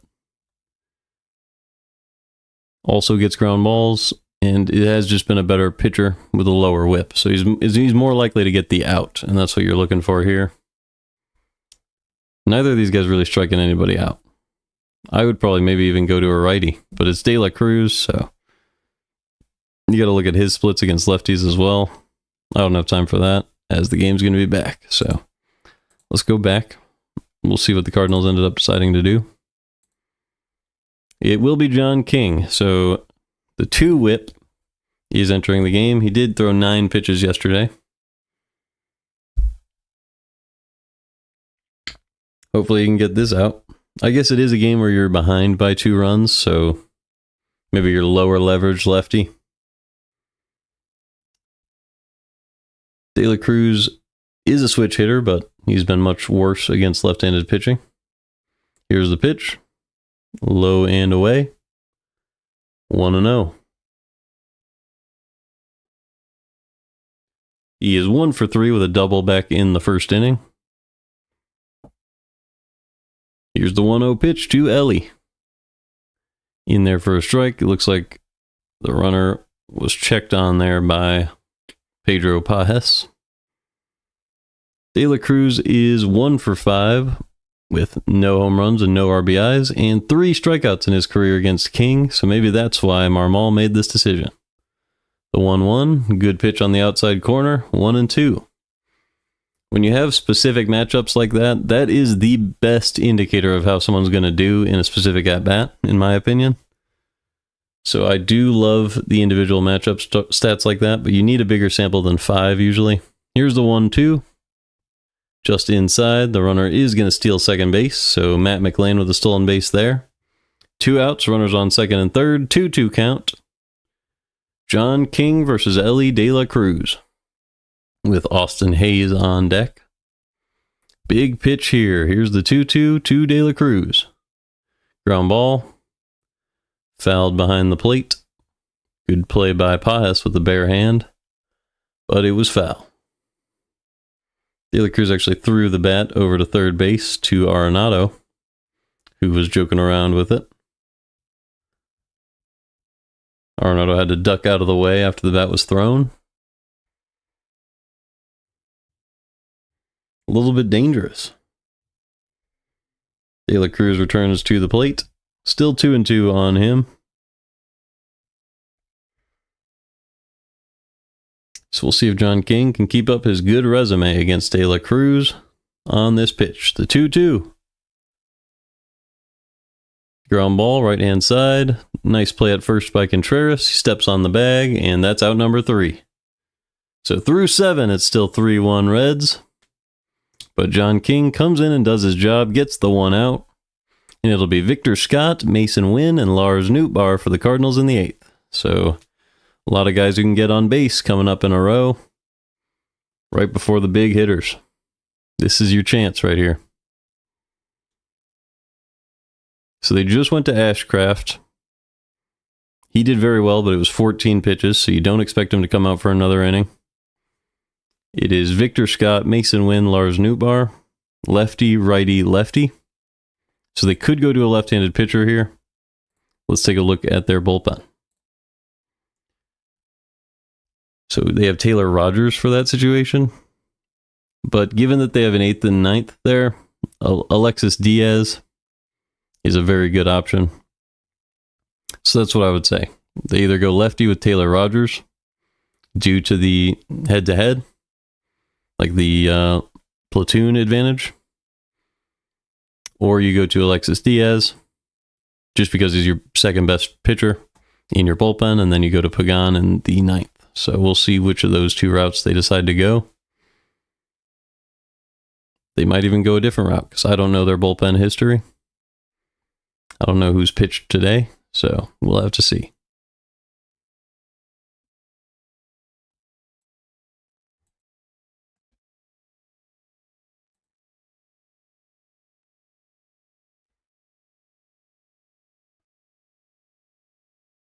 But Victor Scott, guy who can get on base, guy who can steal bases.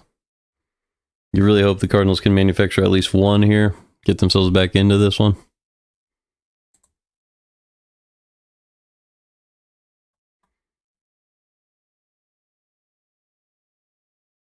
Let's see. Let's just take a look at Mason Wynn from last year. Let's use this,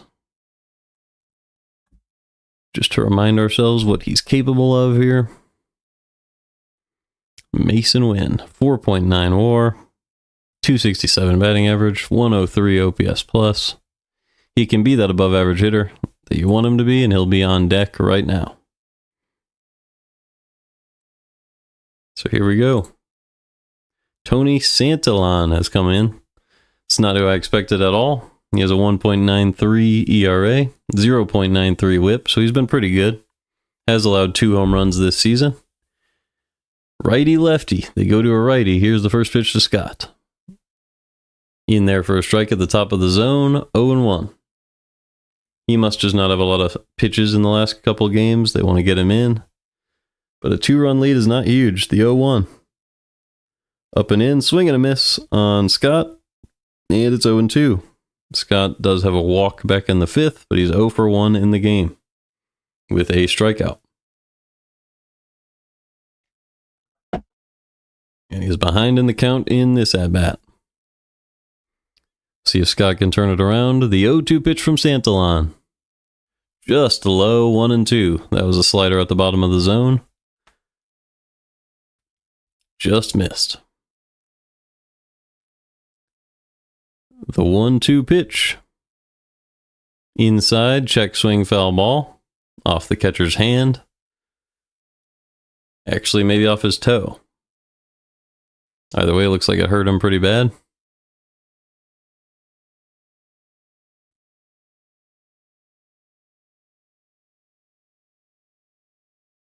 Looks like it got him in the leg, actually.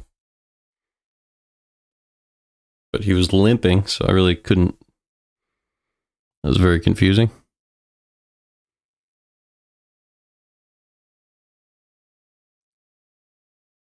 I believe the count is 1-2. The whoever runs this scoreboard is not correct about that. Here's the 1-2 pitch to Victor Scott. Up and in, that'll be 2-2 now. So they corrected it and then uncorrected it and corrected it again. Here we go.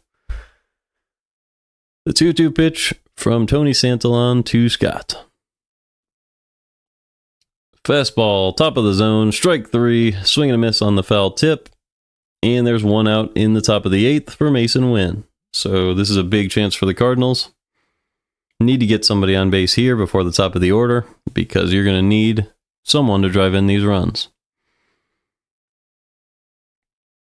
And those guys at the top of the order are the most qualified hitters to do it.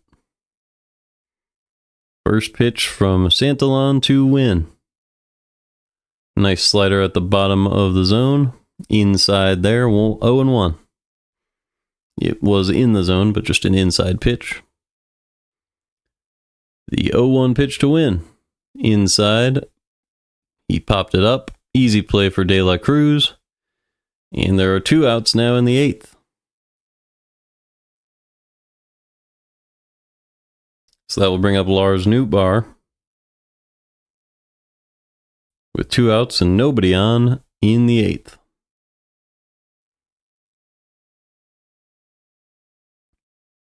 Cardinals would still have a good opportunity in the 9th if this doesn't work out, but it would be good for him to get on base. The first pitch, low and in with the slider, swung right over it, 0-1. Incredible slider from Santillan. Nootbaar was probably a whole bat above that ball. The 0-1, up and in with the fastball, perfectly placed up and in, 0-2. So Santillan actually turns out to be a very good pitcher against left-handed hitting. With that slider, here's the 0-2. Missed just low once again with the slider. And it's 1-2 on Nootbaar.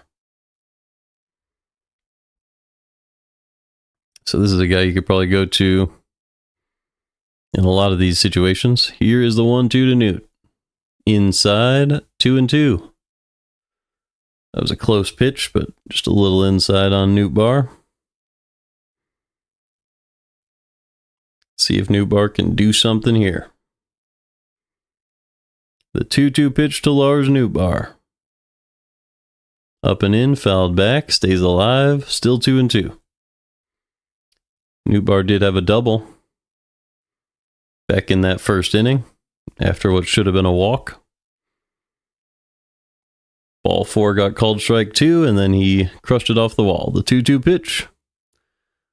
Slider inside, popped up to left field. Nice play by Gavin Lux. And we're going to the bottom of the 8th. Still 3-1 Reds in Cincinnati. So it'll come down to Contreras, Donovan, Arenado, Gorman in the 9th inning. It'll be Hayes, Lux, and Marte for the Reds. So let me just double check Marte's handedness. Oh, jeez.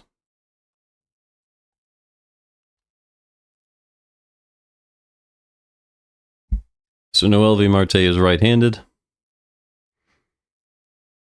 So with that in mind, it is righty, lefty, righty. So you can go to a right-handed pitcher, and the Cardinals only have good right-handed pitchers, so it's good for them. You are down by 2. You already used O'Brien. I expect either one of their actual 3 really good bullpen members, in Leahy, Maton, and Helsley, or they could go to Swanson here just to get 3 outs, because they are behind by 2 in this one. It's not a game you give up on. I would expect a guy like Leahy to come in here, but I don't know who's pitched yesterday, so could be somebody else.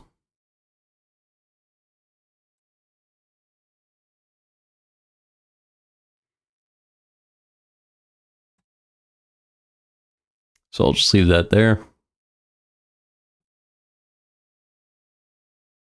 Some of these bullpen options. Definitely not going to be Helsley, right? But Maton or Leahy, or you could go down, pitch Swanson. Any of those are pretty solid.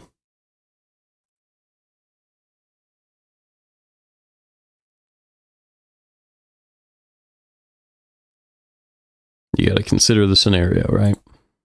All right, we are back. Let's see who it is. It is a lefty. They're going to stick with King, is it? Yep. They're sticking with John King. I don't like that at all. 1-0 on Austin Hayes. King did only throw a few pitches last inning, but he is a lefty and probably will struggle. But there's a ground ball to Mason Wynn. He's able to range over and get the out. Sometimes guys just need a larger sample size. King has not been great this season, but pulls his ERA down. It's sitting at 5.19 on the year. Now he gets the lefty-lefty against Gavin Lux, so that's good. Maybe he can get through another inning. I don't mind this at all. It saves your other arms. Ground ball fair down the first base line, and King gets another out. Good play by Contreras. And there are 2 outs with nobody on in the 8th for Noelvi Marte.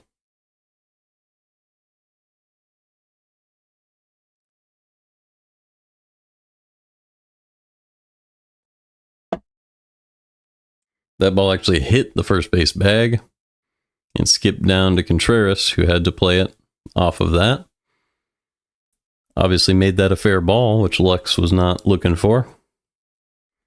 So Lux's 3 for 3 day goes down to 3 for 4. And here comes Noelvi Marte with the righty-lefty platoon advantage. First pitch, low and away with the sinker, 1-0. So I assume with righties coming up after Marte, you just go to a righty if he's unable to get the out. Fastball down the middle, popped up, 1-1.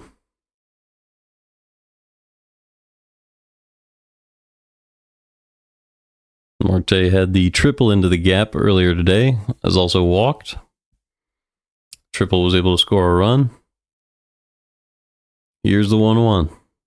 Way outside with the changeup, 2-1. So 2-1 count, 2 outs, nobody on here. In a 3-1 game, favor of the Reds so far. Missed outside with the sinker, and it's 3-1 on Marte.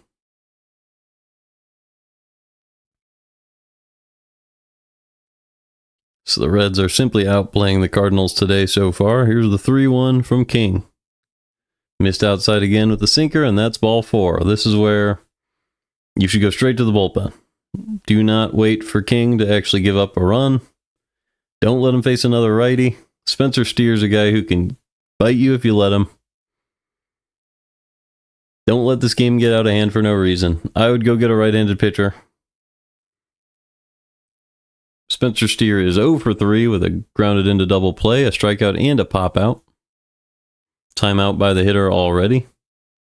Steps back in, and we're back in play. So, Cardinals are sticking with King. This will probably be fine, but I don't like it. First pitch is upstairs, 1-0. I would not have left him in here if you're trying to get this out and win this game over just giving your guys more rest. I mean, I can understand the rest, but he misses outside. 2-0 on Steer. If the guy loses command and it's his second inning of work, that means he had to sit in the dugout between the 2 innings. It's probably not working in his favor. You also have the platoon advantage for Spencer Steer. Here's the 2-0. Outside again, but they call it a strike. So, okay, a lucky call for King there. 2-1.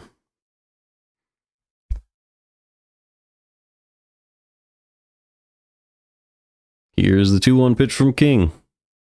In there with the changeup, 2-2. So King finding a way to get some strikes in there.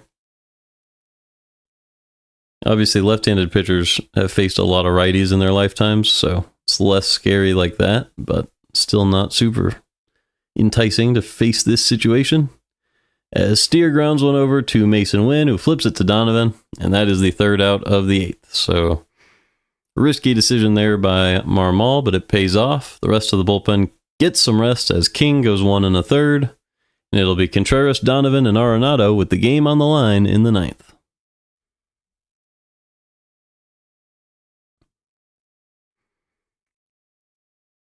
So I wonder if they could just stick with Santillan. I mean, no, they're going to go to their closer. It's a save situation. So let's just look at his numbers. Their closer, Emilio Pagan, was drafted by Seattle way back in 2013. So let's see what he's been up to this season.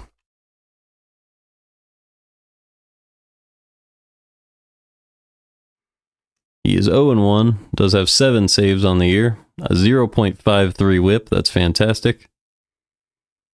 The fastball velo is 61st percentile at 94.7, so he's not one of those guys that's going to come in and blow it right by everybody. But the walk rate is very low. He's a guy who can put it in the zone. That's what you really need in that 9th inning. That's something Helsley, the one thing Helsley could really fix is not walking anybody. But obviously last season he wasn't quite as good. Wasn't even qualified last season. 38 games, 38 innings, 44 strikeouts, 1.34 whip. So he had a good strikeout rate. Not great average exit velo. He was hit hard. Not a good ground ball rate. Is that still the case? It is. He's really bad at getting ground balls. So that's something you gotta keep an eye on. Cardinals will be facing Pagan. If you can't get ground balls, just one base runner in the 9th inning could set up the Cardinals to get back in this one with a homer to tie it. So that's important to note. Here comes Wilson Contreras. Contreras has 14 hits over the course of his 10-game hit streak.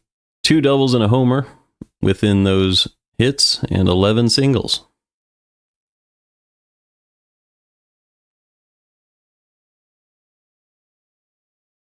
So here we go.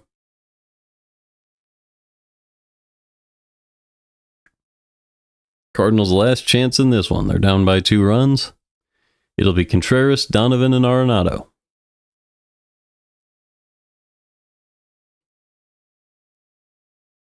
Emilio Pagan on the mound.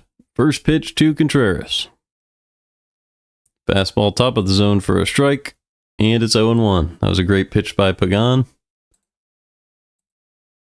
Contreras is 1 for 3 today. Had that right field single earlier in this one. Here's the 0-1. Fastball. Outside part of the plate. Middle away. 0-2. So Contreras takes 2 strikes to start the at-bat. I don't mind him taking pitches as a walk is as good as a homer in these situations. But here's the 0-2 to Contreras. Way up and away, 1-2. So the thing is, Pagan is not one of those closers that misses the zone a lot. So swinging the bat is not a bad idea against him. Ideally, you don't chase the off speed out of the zone. The 1-2. Outside, rolls over it to De La Cruz, and there's one out in the ninth. So Contreras grounds out, and that will bring up Brendan Donovan. This is one of those hitters where this is what he does. He gets on base through the form of a hit. If you put it in the zone, he'll hit it where the defense is not. This is one of those at-bats where you really love Donovan. Let's see if he can deliver. Here's the first pitch from Pagan. Fastball upstairs, fouled back, 0-1. So that was a good job by Pagan. Smart pitch, going above the zone, as Donovan doesn't love it up there. Pagan a little bit ahead in the count here. Here's the 0-1 pitch to Donovan. Smoked deep right field, but just got under it. And there are two away at the warning track. That ball is caught. 2 outs in the ninth for Arenado. So that one looked good, but Donovan just hooked under it. Didn't quite get enough of that pitch. And Dunn was able to range back and make the catch. So the game comes down to Nolan Arenado. In a weird situation where all he has to do is get on base. He doesn't need to hit a homer or anything. Here's the first pitch. Low and away, smoked to center, but once again, it'll hang up there because it's Cincinnati. A little bit cold outside. Ball is caught, and the Reds win 3-1. A 1-2-3 save for Emilio Pagan. And the Cardinals' bats are the problem once again. Giving up 3 runs in Cincinnati is nothing to be complaining about from the pitching staff. But the bats, despite 5 hits, were only able to put up 1 run. So they go down in game 1. They've got 3 more to play in Cincinnati, and I'll see you guys very soon.